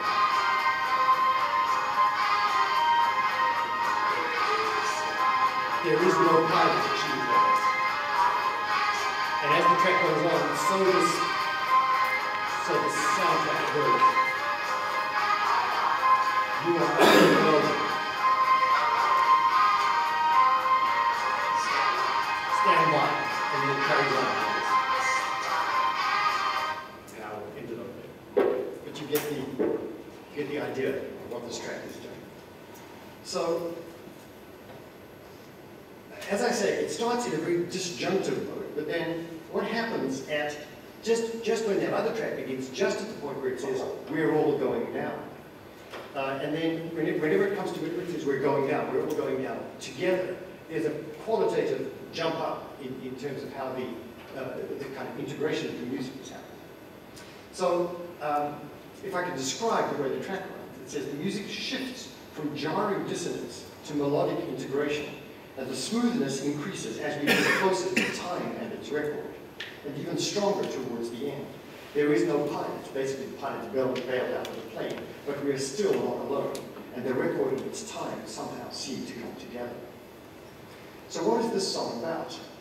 The music seems to be saying that the outcome is not as bad as the lyrics alone suggest. Indeed, in the music, there is a release of tension, and it feels soothing and calm, as though something is being healed. I'm not sure what it is yet, I'll come back to it in a second, but it implies, I think, something of Hamlet's idealism. Some cure for our malady is possible. Now, I'm coming to Ali's piece, which I'll refer to as the Job piece. Okay, that's my title for this is the Job piece. So this work consists of two components, and I'm going to start with. So there's this, there's the image over here, and there's also the text over there. So what Job's wife said. Now, Job, of course, was the Old Testament prophet whose faith was sorely tested by God. Seemingly for no reason, he loses his wealth, his children, and finally he's reduced to sitting in a heap of ashes, his body afflicted by boils. Yet through all this, he refuses to give up his faith in God. Finally, his wife, at the end of her tether, berates him, effectively saying to him, "Why do you persist in your belief?" And then she utters this famous phrase. Rather, she says, "Curse God and die." In Walid's liner notes, this intervention of Job's wife is interpreted correctly, I think, in relation to the concept of hope. And I expand here on his few words. And actually, let me just make a disclaimer. Walid and I are good friends, but we've never actually spoken about this work. So this is entirely mine. I've taken nothing from Walid himself. This is just from the public information, shall I say, that's on the record. Now, If Job persists in his faith, despite his travails, this is because he believes that the suffering will, in the future, come to an end. In other words, he still bears hope. His wife is effectively saying to him, give up on that future hope and die. Release yourself from your suffering by dying. In other words, it's your hope for the future that is sustaining your suffering now, that is preventing you from being released from your suffering. Now to the image. Conventionally, so this is an X-ray of a painting, right? Which I'm hoping you're taking in. Right. Now, I just want to shift this for a second. Conventionally, X-rays of paintings are used to show you what sits under the top level of painting that you see. And so that means that what you see in an X-ray is something that was done before the final coat of paint was put on. In this sense, an X-ray shows you the past of that painting, what was there before. It's generally used, people think that it shows the underdrawing, the earlier drafts before the final coat came on. Now, so this is a Poussin painting, and you can actually see the figures up there. That's conventional. When we say X-rays of paintings, that's generally what we're looking at. But compare this to the Job image. Here the X-ray reveals nothing below. If an X-ray is a shot into the past, what was before? For this picture, this image is saying there was nothing there before. For this picture, there is no past.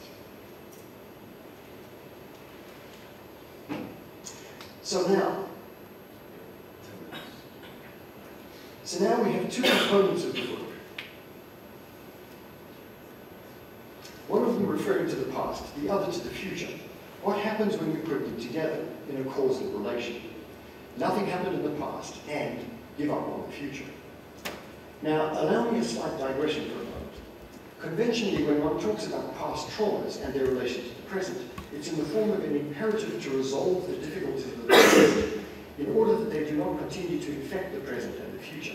Reconcile the past, let go of the grudge, and the future gets better. I'm thinking of my own country of South Africa, the famous Truth and Reconciliation Commission. That whole idea was that we deal with the past, we get rid of the traumas in the past. However, this is exactly what a radical psychoanalysis warns against. To do that, to confront the past first, is to fall into the trap, to fall prey to the disguise that Nachträglichkeit sets up, which is that it is the first trauma that's causing the second.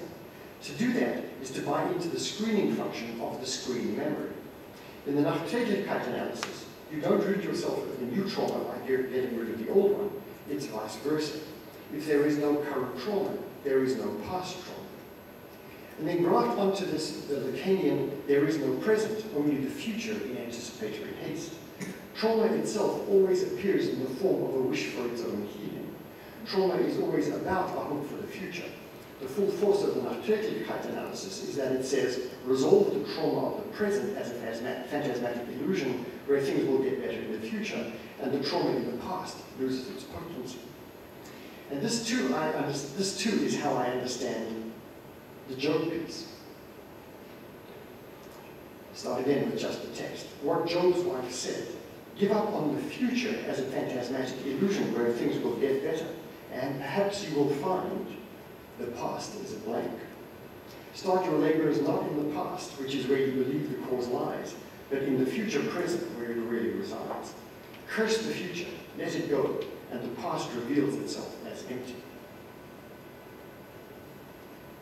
Now let me just draw out some of these, various analyses of the kind of artworks that I've been looking at, some specifics of how these works or discourses that we've just seen deal with this unjointedness of time. Hamlet and From the Air, Laurie Anderson's tract, we said, implied that this temporal dissonance can be healed. The Job piece, too, suggests that there's a way out, and psychoanalysis also suggests that there's a way to deal with all of this. Yet each of these suggests it in a slightly different way. Let's see how. Hamlet thinks he can set things right by his machinations. He believes he can change things, he can act in the world and do things right. He can set things right. It turns out Shakespeare is saying that no, it doesn't turn out well for him. He can't actually, in fact. Now, From the Air, as we said, also seems to imply some kind of resolution, some kind of release in the music. But how? Let me suggest the following. The later music, so as opposed to the dissonant music. The later music doesn't fight against the earlier music, nor does it replace it. It absorbs the earlier dissonance into a thick layer of sound that implies a coming together of a whole range of undifferentiated tonalities and rhythms into a smooth, uniform layer. Individual sounds disappear, and it seems to me that in this smooth, integrated sound, in that soothing lack of tension in the music, there is an acceptance of the upcoming annihilation that the words announce. There is no resistance in the music. It seems as though there is a pleasure abandonment to the impending disaster, a surrender, a peaceful cessation of struggle. Now, psychoanalysis would say of this that although it understands this response of surrender to one's fate, it constitutes an escape, a flight from the issues that the work itself has brought up. It doesn't confront the problematic unjointedness that the words address, but seeks to evade it in a flight into a kind of mystic fatalism. What exactly, though, does psychoanalysis recommend? Well, as we've just seen, it says that the problem lies not with the past, but with the future.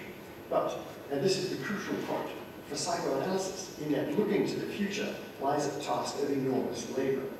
Psychoanalysis says, don't try to heal time like Macbeth, but also don't try to evade it.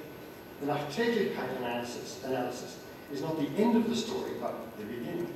It does indeed say that a way out of the dilemma is to let go of the future illusion, but it never says that this will be the simple job. The neurosis may be difficult to find, but the resistance to the cure is even more difficult still to overcome. As I mentioned, to let go of the earlier trauma is a Herculean task.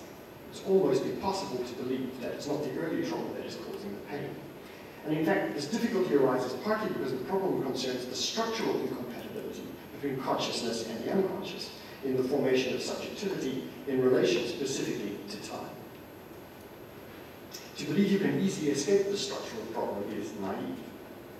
In the light of this, what about the joke piece? We have so far seen that it is in step with psychoanalysis in terms of its diagnosis of the problem.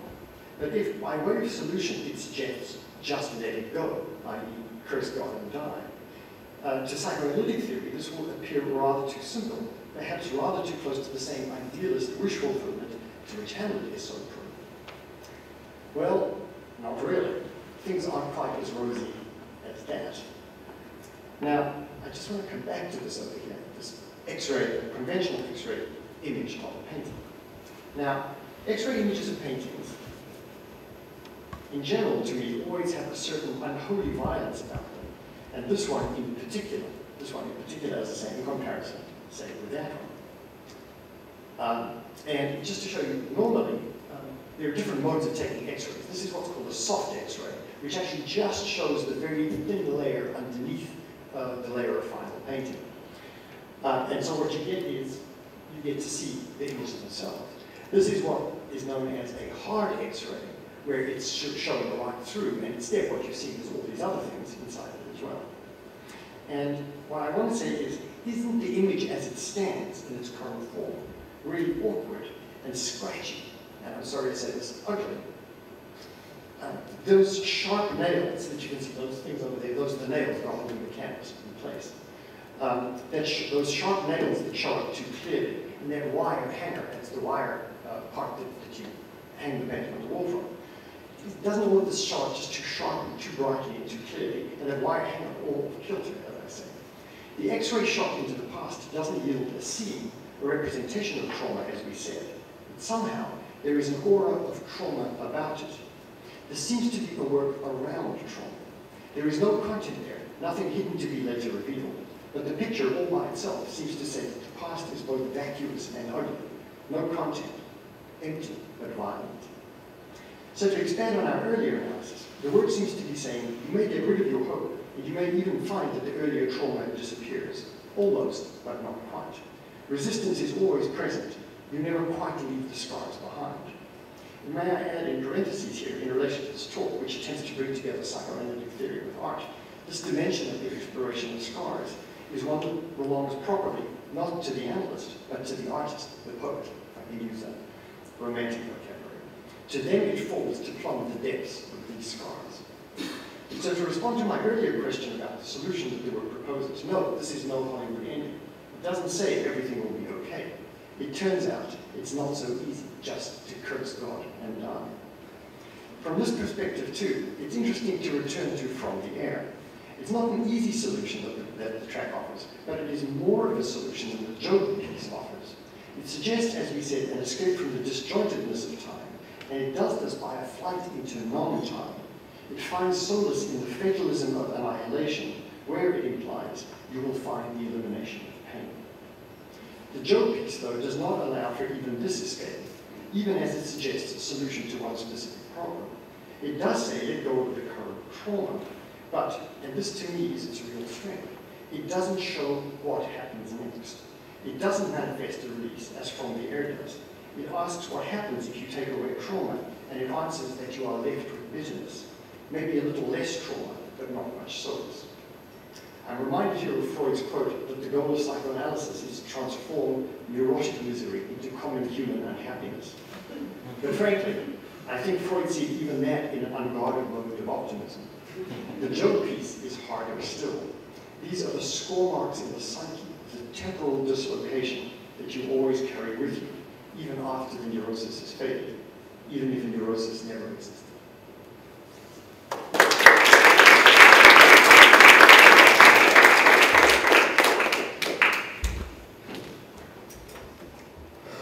Thanks. Right. Thank you, all three of you, for these very challenging papers. I'm sure the audience has quite a few questions. And we're very eager. So. Yes. Yeah, thank you very much indeed. These were very fascinating papers. And I would like to ask a question to Muhannad about, thanks. Actually about the relationship between your paper and Rico's paper. The question of Nachträglichkeit. It's very central to Augustine, the idea that I know what time is as long as I don't have to explain it. So before I knew, and then I forgot. And so I'm wondering if I understood your really brilliant paper exactly or correctly, and maybe I lost you at some point, then my question is about that. You're trying to avoid an object-oriented ontology of time, in which time is too directly linked to spatiality, or to the idea in Augustinus, that you can, let's say, directly trace it back to sensations. Yeah? So we want to avoid that one, and we want to avoid a merely conceptual understanding of time as in the Kantian idea of a purely formal form of intuition, a pure transcendental conception of time in that sense. And you end up with an idea of time as inferring time in language, in linguistic representation, which you take from Sellers. Yeah? So this is what I got from it. And I'm wondering what the price of this is, and this links to the question of Nachträglichkeit. Because you have to accept an ontology of representationalism, if you want to call it that, that presupposes that time doesn't exist except in representations. So in other words, the whole Augustine, I knew before I had to explain, the whole Heideggerian critique of Seinsvergessenheit is something that you have to avoid and ignore. So I'm wondering what the preference for this kind of ontology of representation of stood still events that have no time in themselves is, because I think it's a very high price that you're paying. Also from the perspective of, thinking the Nachträglichkeit, having forgotten what the initial process, the initially painful process, as Hariri would probably say, of temporality of Dasein is. So this is basically my question. Okay, that's something I actually think about this as well. I hope this answers your question. So Sellers has a basic distinction. His problem with intuitions in Kant is that he finds a fundamental ambiguity between the object as given to sensation as an object, and then also what you might call the more fundamental data that sensation is presented with. So sometimes Kant comes back and forth between saying something, I'm presented with a vertical green and some kind of red and it emerges into a rose. I apply the concept rose to this bare sensation. Sellers takes Kant to task, I think, here, and in an important way, because the moment you say that sensation presents me with let's say, an undetermined X, that's already too much for Sellers, right? There is no undetermined X in the nervous system, let's say, right? So the solution to this basic ambiguity, right? Where do concepts come in? Well, Sellers is almost brutal here. Everything, right, pertaining to the object is conceptual linguistic investment.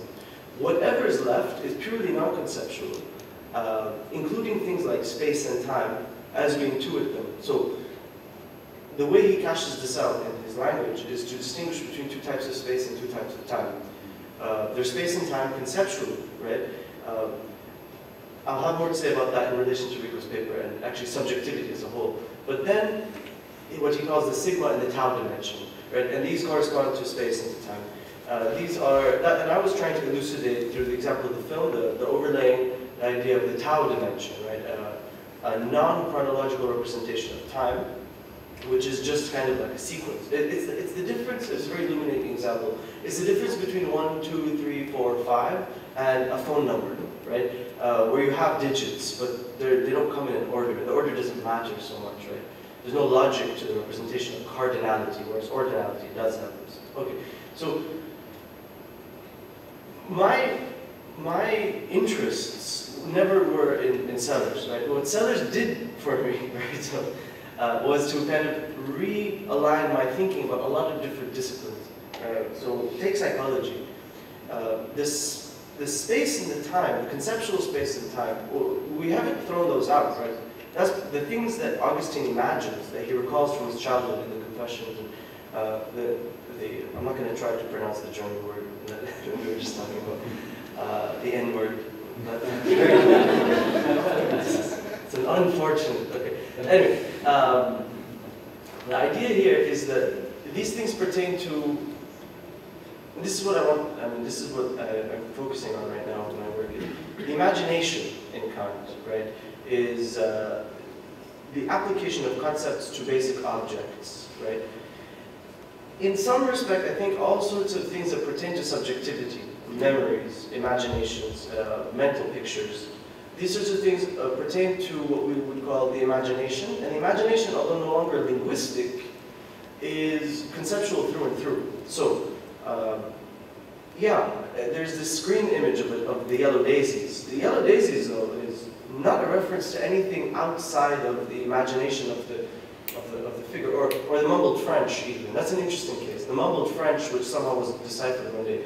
These things are not ontological objects. They're not objects independent of some kind of apprehension.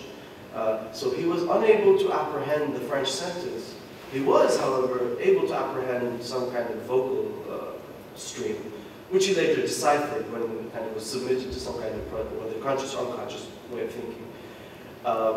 So at what price do we arrive at this? I think at a very high price, right? There's this implied idealism here, right? So, in fact, I didn't mention this, but Bouwhuis, at the beginning of his explanation of the people of Clare, he says they're just born idealists. None of them, they're all Barclay by nature, because they don't apply space to anything, right? It's purely temporal. So there is a kind of idealism here. You would say that we're paying a high price. Things aren't in time, or time in itself is really just something that lacks chronology. I think, however, that this gets to very deep issues in Sellers. I mean, this is how he views, really, a man's relationship with the universe. A man's relationship with the universe is with a very alien universe. It's not a universe that could ever have any kind of traction with any of our concepts, right? Unless we take a third-person perspective. Hence the meaning. So I'll stop answering your question in so many different ways now, but that's the sense of space, the tau, and the distinction between conceptual time and the tau dimension. It's supposed to tell us that what Aristotle thought he was saying about the universe is in fact just what he's saying about our most basic representations, which are conceptual through and through. Before and after, is a concept. It's not a determination of the world. This is just Kant, right? This is just Kant's idea. The concepts apply to representations. So how do you salvage a cosmology after Kant? Is in one sense what Sellers is doing with the Tau and the Sigma dimension, I think. But I hope this kind of responds to you.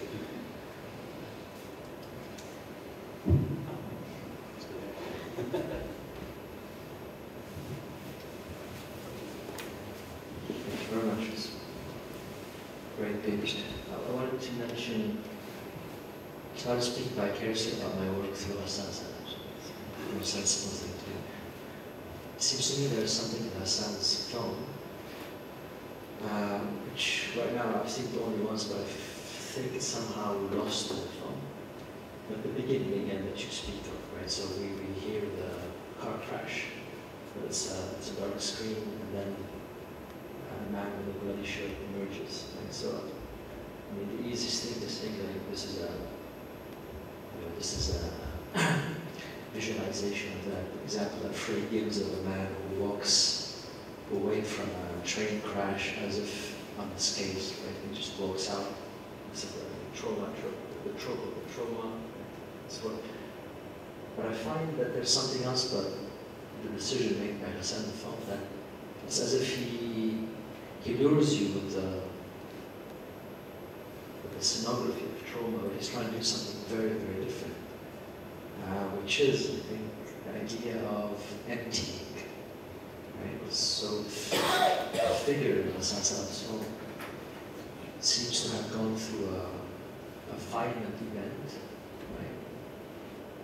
And the violence of the event is precisely that of emptying himself, being empty for a coming enunciation, which in the film is often indicated by the Fra-Angelico painting on the wall of enunciation. And what happens in the film is that I lost it, I'm not sure.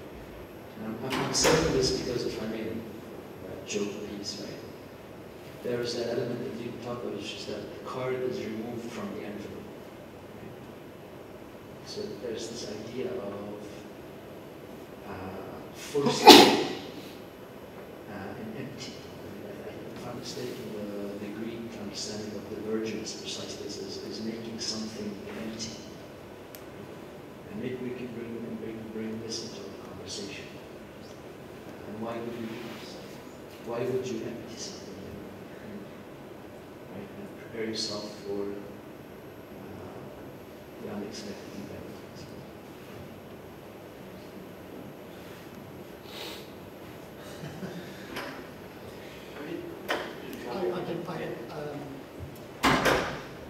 By way of just adding a little bit to your question there, that notion of empty is central to, weirdly enough, apologies for bringing this into Byzantine theology, which happens to be my particular field. And the Greek word for this is kenosis, which is empty, and it plays out at every single step. So Christ in becoming human empties himself. So it's not the divergence empty, it's the other way around. Christ empties himself into the virgin. And that there's a huge play around that between some kind of.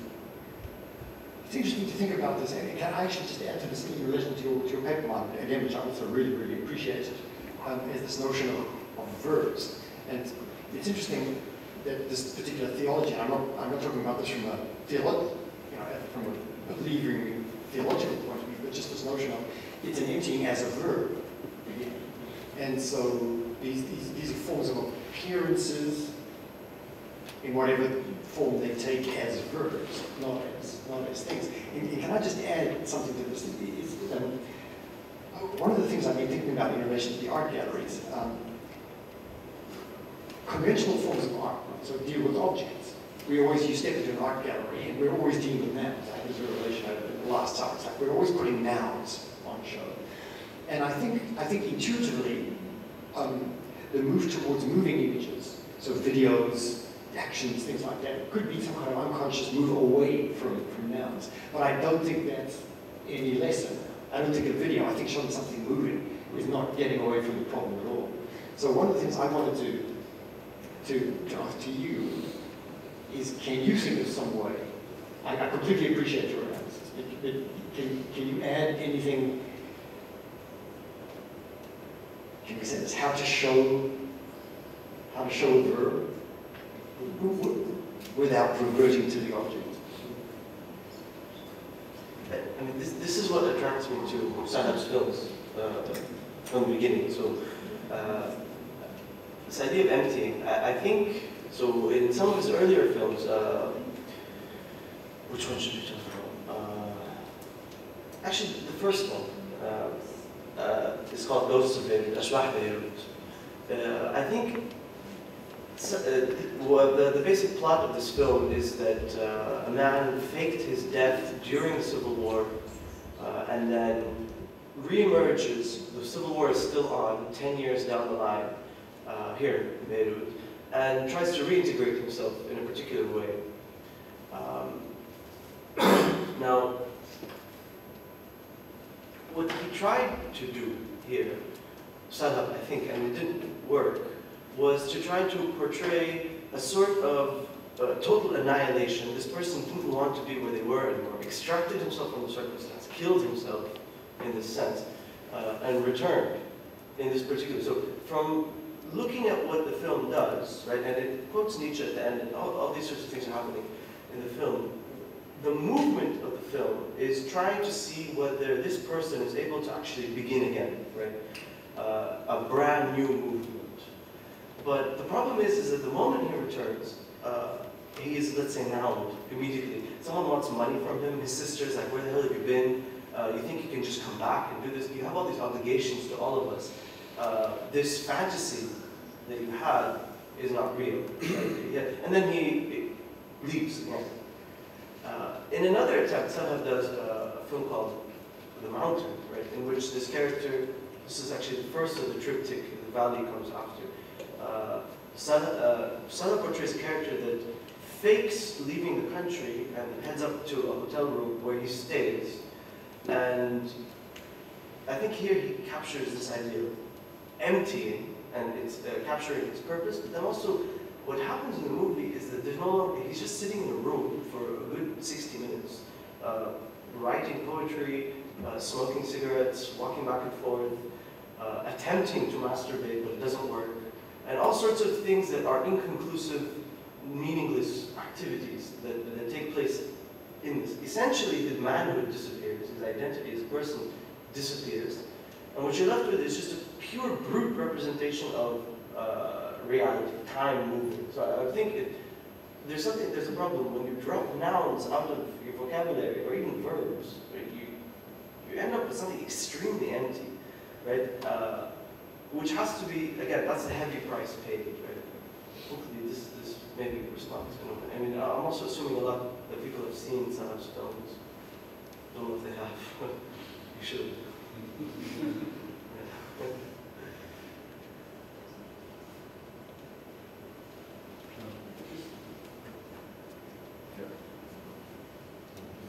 Just a question for fathers and Muhannad. I mean, what do you think is a fundamental difference between an event and a process? Because obviously, look, some of the things you were saying, seem to be kind of there are resonances between Deleuze's account of an event and what Sellers says about pure processes.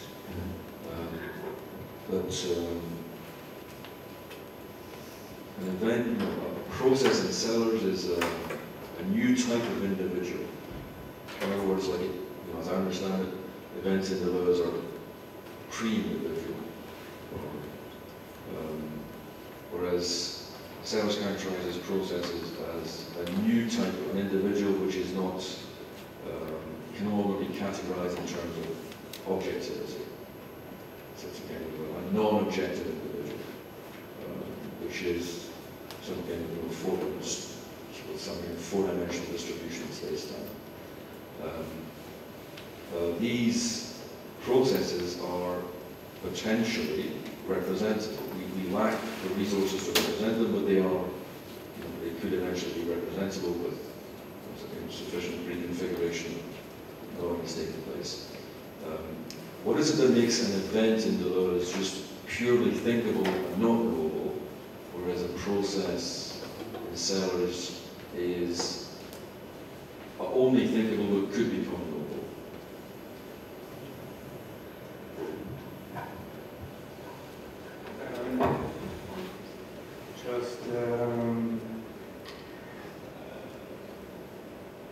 Could be different and possible answer. The event, if you take it in a kind of radical way,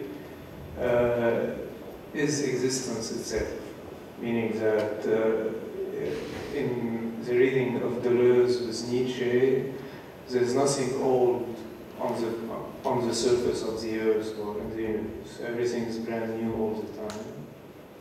So the event is actually the real itself. Now this has many names: will to power, Klineman, the smallest difference in soul. Depending on where you take it, there's an inclination that is originary. It's the origin itself that is in disequilibrium. And so it's this rupture that is the real. Now, processes are the repetition of this rupture.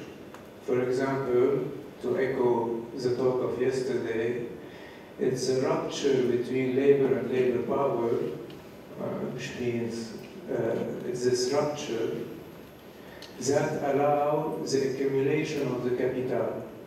So, to synthesis or a flow or a process is actually produced by the repetition of rupture. So this is why Deleuze said that all syntheses are actually to be understood as cuts and not as putting together. It's the originary cut that allow the production of surplus value, for example. Or if you want, in the example we saw in time, it's time as caesura, meaning caesura is a term taken from music, it's silence between notes. He takes it also from Hartle. It's time as this void between the doubles. When repeated, it creates a flow of time. Same thing for now. This rupture creates a flow of time as a process, and if you take but if you take again the Marxist example, to be able to repeat the disjunction between labor and labor power, the laborers and the non-laborers project the accumulation of capital. So there's a kind of circularity, which means when I work, I think of the question, will it make money or not? Now, this is another disjunction, which is what you call the ideological disjunction, where the question is about making money or not making money. So this disjunction is equivalent to the categories in Kant, where Kant says the cinnabar is, if it's sometimes red, sometimes black, it wouldn't be the cinnabar, which means for it to be a substance, the cinnabar, it has to have permanent qualities, or else it's not a substance. You see, for it to exist, it has to make money, or it will not exist. So this disjunction regulates the flow, which means when I put substance at the end of my collection, this is why I retain this segment of the wall before getting there. Why? Because I know that it should be one wall, or else I go from here to there and I wouldn't have an object. So you see, the object is the third, is the result of the process. So for the process you need a rupture. After the rupture, which is almost the origin of this, you can build a flow, but the flow itself is possible on the horizon of the category or the... So this is how I see it in Deleuze. And this can be on all the levels. But you see, the problem is that this is what Deleuze almost criticizes. He criticizes capitalism and Kant by showing that there is a kind of analogy. While he thinks that thought, instead of being a thought that constructs objects through processes, this is what we call knowledge, and capitalism has this structure. He thinks that thought should intensify life by repeating the rupture. Which means, if you want to make an ethical theory or a moral theory, you can either state what is moral, the question what is, and you search for the essence of morality, and you can forecast moral actions and discriminate them from immoral actions, etc. Now, if you invent the formula, everything will return. This is an invention. Nietzsche had to conceive this. This sentence is the double of the rupture. There is a rupture, which is everything is always new. With this sentence, I am forced to live my actions intensely. Now, you see, this is another, this is why I think that we can only think the rupture. If you know it, you submit it to these processes producing objects, and you are stuck in the secure world. Now, Deleuze is not saying that this is bad. He's saying that this needs to be complemented by an intensive thought that opens on. I hope I answered. Can I add something to this? Just, I think, again, this comes back to the idea of the heavy price to be paid. Something about the Bergsonian Deleuzian idea of thought, right? They clearly get this from Kant says thought is not cognition, thought is just concepts without sensibility. That's what thought is. There's a kind of twisting of this by someone Deleuze. I don't know if this is fair. It's how I read Deleuze. Sympathetically, I like Deleuze. It's just that I think that Deleuze tries to turn the concept of thought into something that is concepts that actualize. The thought itself turns into something.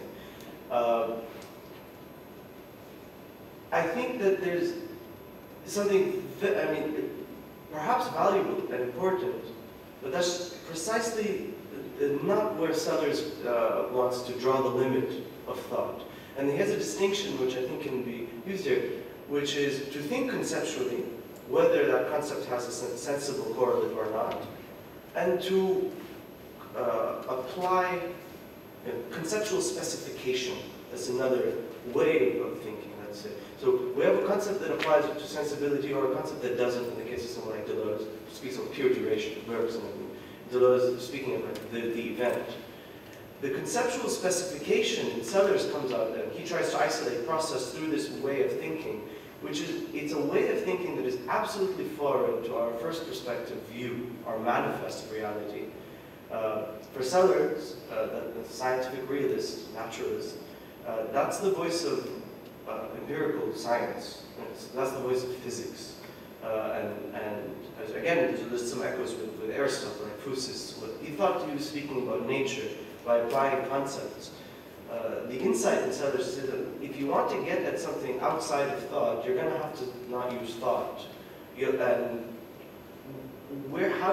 So to get back to Ray's question, what is the relationship between an event and a process, or how is it that we access pure process in Sellers? It has to be a method of analogizing for Sellers. We have to think about this thing that is outside of thought only by analogy. That's what the Tau dimension is. So the time, conceptual time, and the Tau dimension, they're analogous to each other. It's like Aristotle saying time can be said in many different ways, but the Tau dimension is not a human time. It's not even the kind of pure duration or newness that Deleuze gets out of Bergson and Nietzsche. I mean, this is just a different question, right? They both try to extract time from its causality.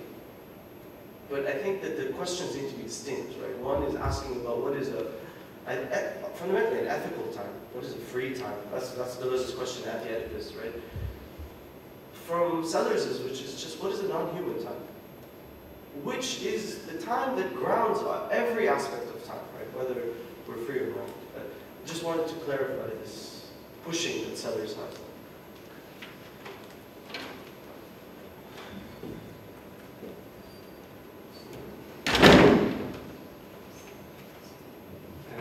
But analogy is a process of thought, so I don't know how you get out of your dilemma to say here. Raise here, you can tell. It's an ongoing process for someone like Sellers, right? Eventually,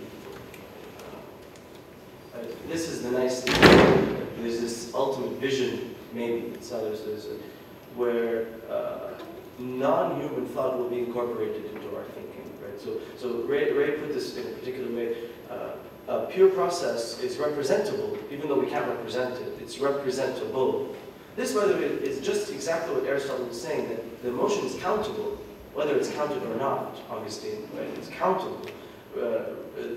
You can carve nature at its joints, right? So the process of analogy is just supposed to bring thought closer and closer, or actually further and further, right, from its nucleus, the subjective nucleus.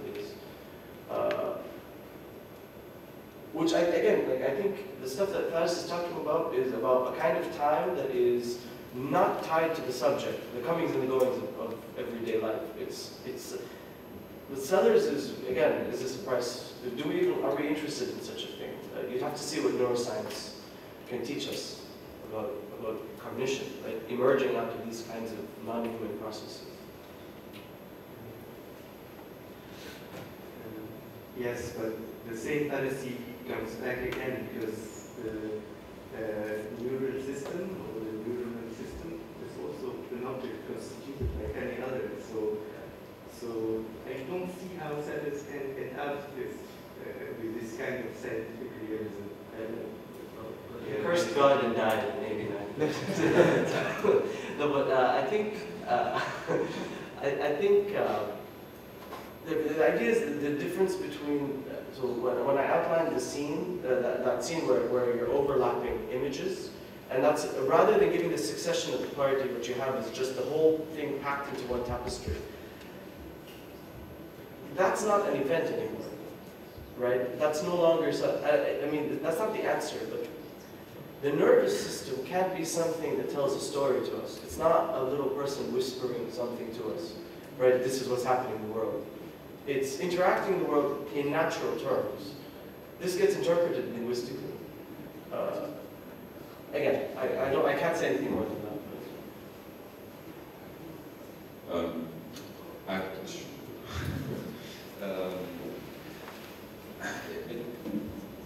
It seems that Paris, puts his finger on what seems like is on common to all your papers, which is a certain account of chronology, sequence of time. An account of time has a kind of sequence, chronological sequence. And to account for this kind of chronology, it seems that the three papers had different accounts of simultaneity. So in Rico's paper, it was a certain kind of psychological mechanism in the unconscious that accounts for the chronology in consciousness, or if I understood correctly. And with Paris, there was a particular kind of intensity, or you would know, an intensive account of time. And for Muhannad, it was the pure prosody for it. The question is the following: what exactly is the relation that is being developed between chronology and each of your accounts of simultaneity? Is there one that is prior to the other, or one that accounts for the functioning of the other, or are they somehow two aspects of a common account of time?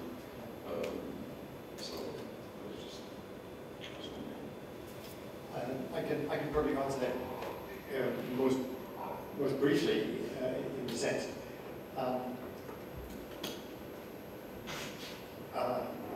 the unconscious has no problem with time. Because it just, in a sense, in the psychoanalytic account, time is not an issue, weirdly enough. If the purpose of psychoanalysis is the plumbing of the unconscious in some way, it's interesting, psychoanalysis, I was saying just yesterday, psychoanalysis has no theory of time. Time is a problem for the psyche, but because there is no time in the unconscious, it doesn't have anything to say about that. The problem comes in that time is a function of consciousness, and then the consciousness, and that's why, as I said, there's this kind of structural kind of lifting off, in that the problem is time's problem. Time has a problem with the untime of the unconscious. Does that make sense? That's where the problem is, in that sense. But there's not much more to say about it than that, in a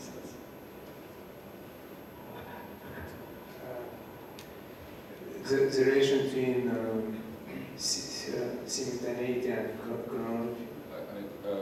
Chronology and whatever alternative. Okay, chronology in this reading, I hope it's clear, is a consequence of a certain interpretation of the sensitive. Now, chronology, as I try to explain, Encounter at Plato starts by submitting the sensitive to something that is beyond it, that is supposed to explain it. So if you want, in a kind of philosophical, formal approach, if you put the cut, what we call the caesura, between two heterogeneous elements, which are the non-differentiated sequence, like in Kant. You see, in Kant he says, a sequence, it's non-differentiated. When you add to it causality, it becomes a sequence of events and chronology. So difference is introduced it's introduced by the intellect into the non-differentiated sensitivity or sensations. So difference, and the cut is between the intellect and sensations. Now, if you put the cut between homogeneous elements, which means between objects which are in the same time intellect and it's a mix of sensation, and you get the doubles, meaning the present and its own past. The present that is in the same time past and not anymore here a domination of it. When you do this, the past as a present past, you have what we call an intensive time, if you want to call it this way, but you have also, it's not just about intensities and freedom. It's not about ethic. There is a cosmological aspect to this. Deleuze evokes many times the conic sections as an example of thought as intensity. What the conic section, as you know, is you relate a circle to an ellipse, to a parabola, and hyperbola, as different transformations of the cone.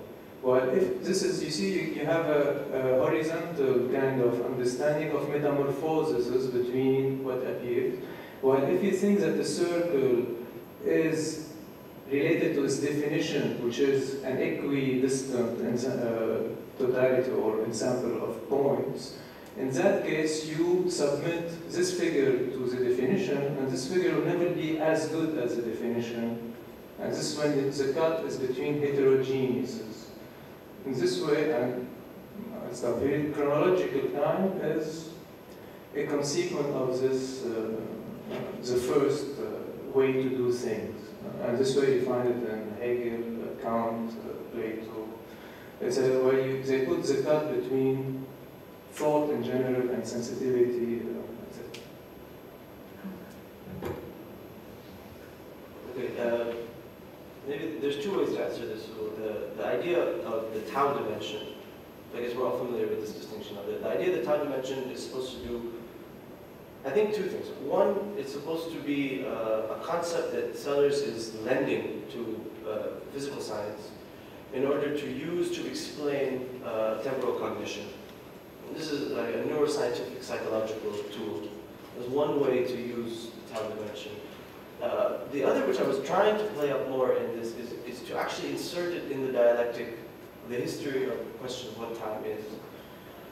If you just revisit Augustine for a moment, Augustine's 31 chapters, or whatever they are, in book 11 of his Confessions, the aporias of time just emerged between, I think, chapter 14 and 29. In other words, the rest of the book, the rest of the chapter is a discussion of eternity. And there's lots of ways to understand this. Eternity belongs to God, time belongs to us, time is an interpretation of reality, or time is the moving image of eternity. So, what the Tao dimension, I think, is supposed to do here is give a non-theological interpretation of what it is that we think is beyond our temporal, let's say, to put it in maybe Freudian terms, our temporal kind of angst. The fact that we're in this temporal location. Why do we have befores and afters? Why do we experience ourselves growing older? Things like that. This, for Augustine, was resolved in the absolution of eternity in God. I think something, so the second use of the time dimension, I think, in Sellers, and this is very speculative, this is just me projecting on Sellers, is to resolve the question in the same way. Sellers was extremely sensitive to historical discussion. And it's not hard to imagine him actually thinking about this. That our experience, our conceptual experience, our specific experience of time, right, which Deleuze articulates, is somehow dissolved, right, from a non-human perspective, into something that explains it. And then we return to the scientific route, right? The Tao dimension explains our conceptual experience of space all the time. Thank our speakers.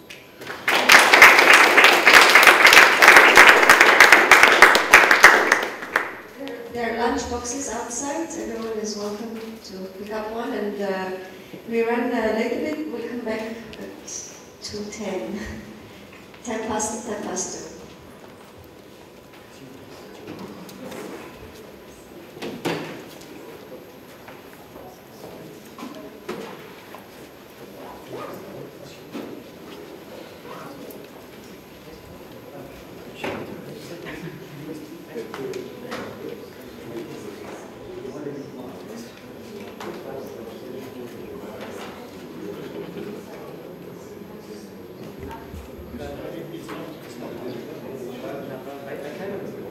Down the cell.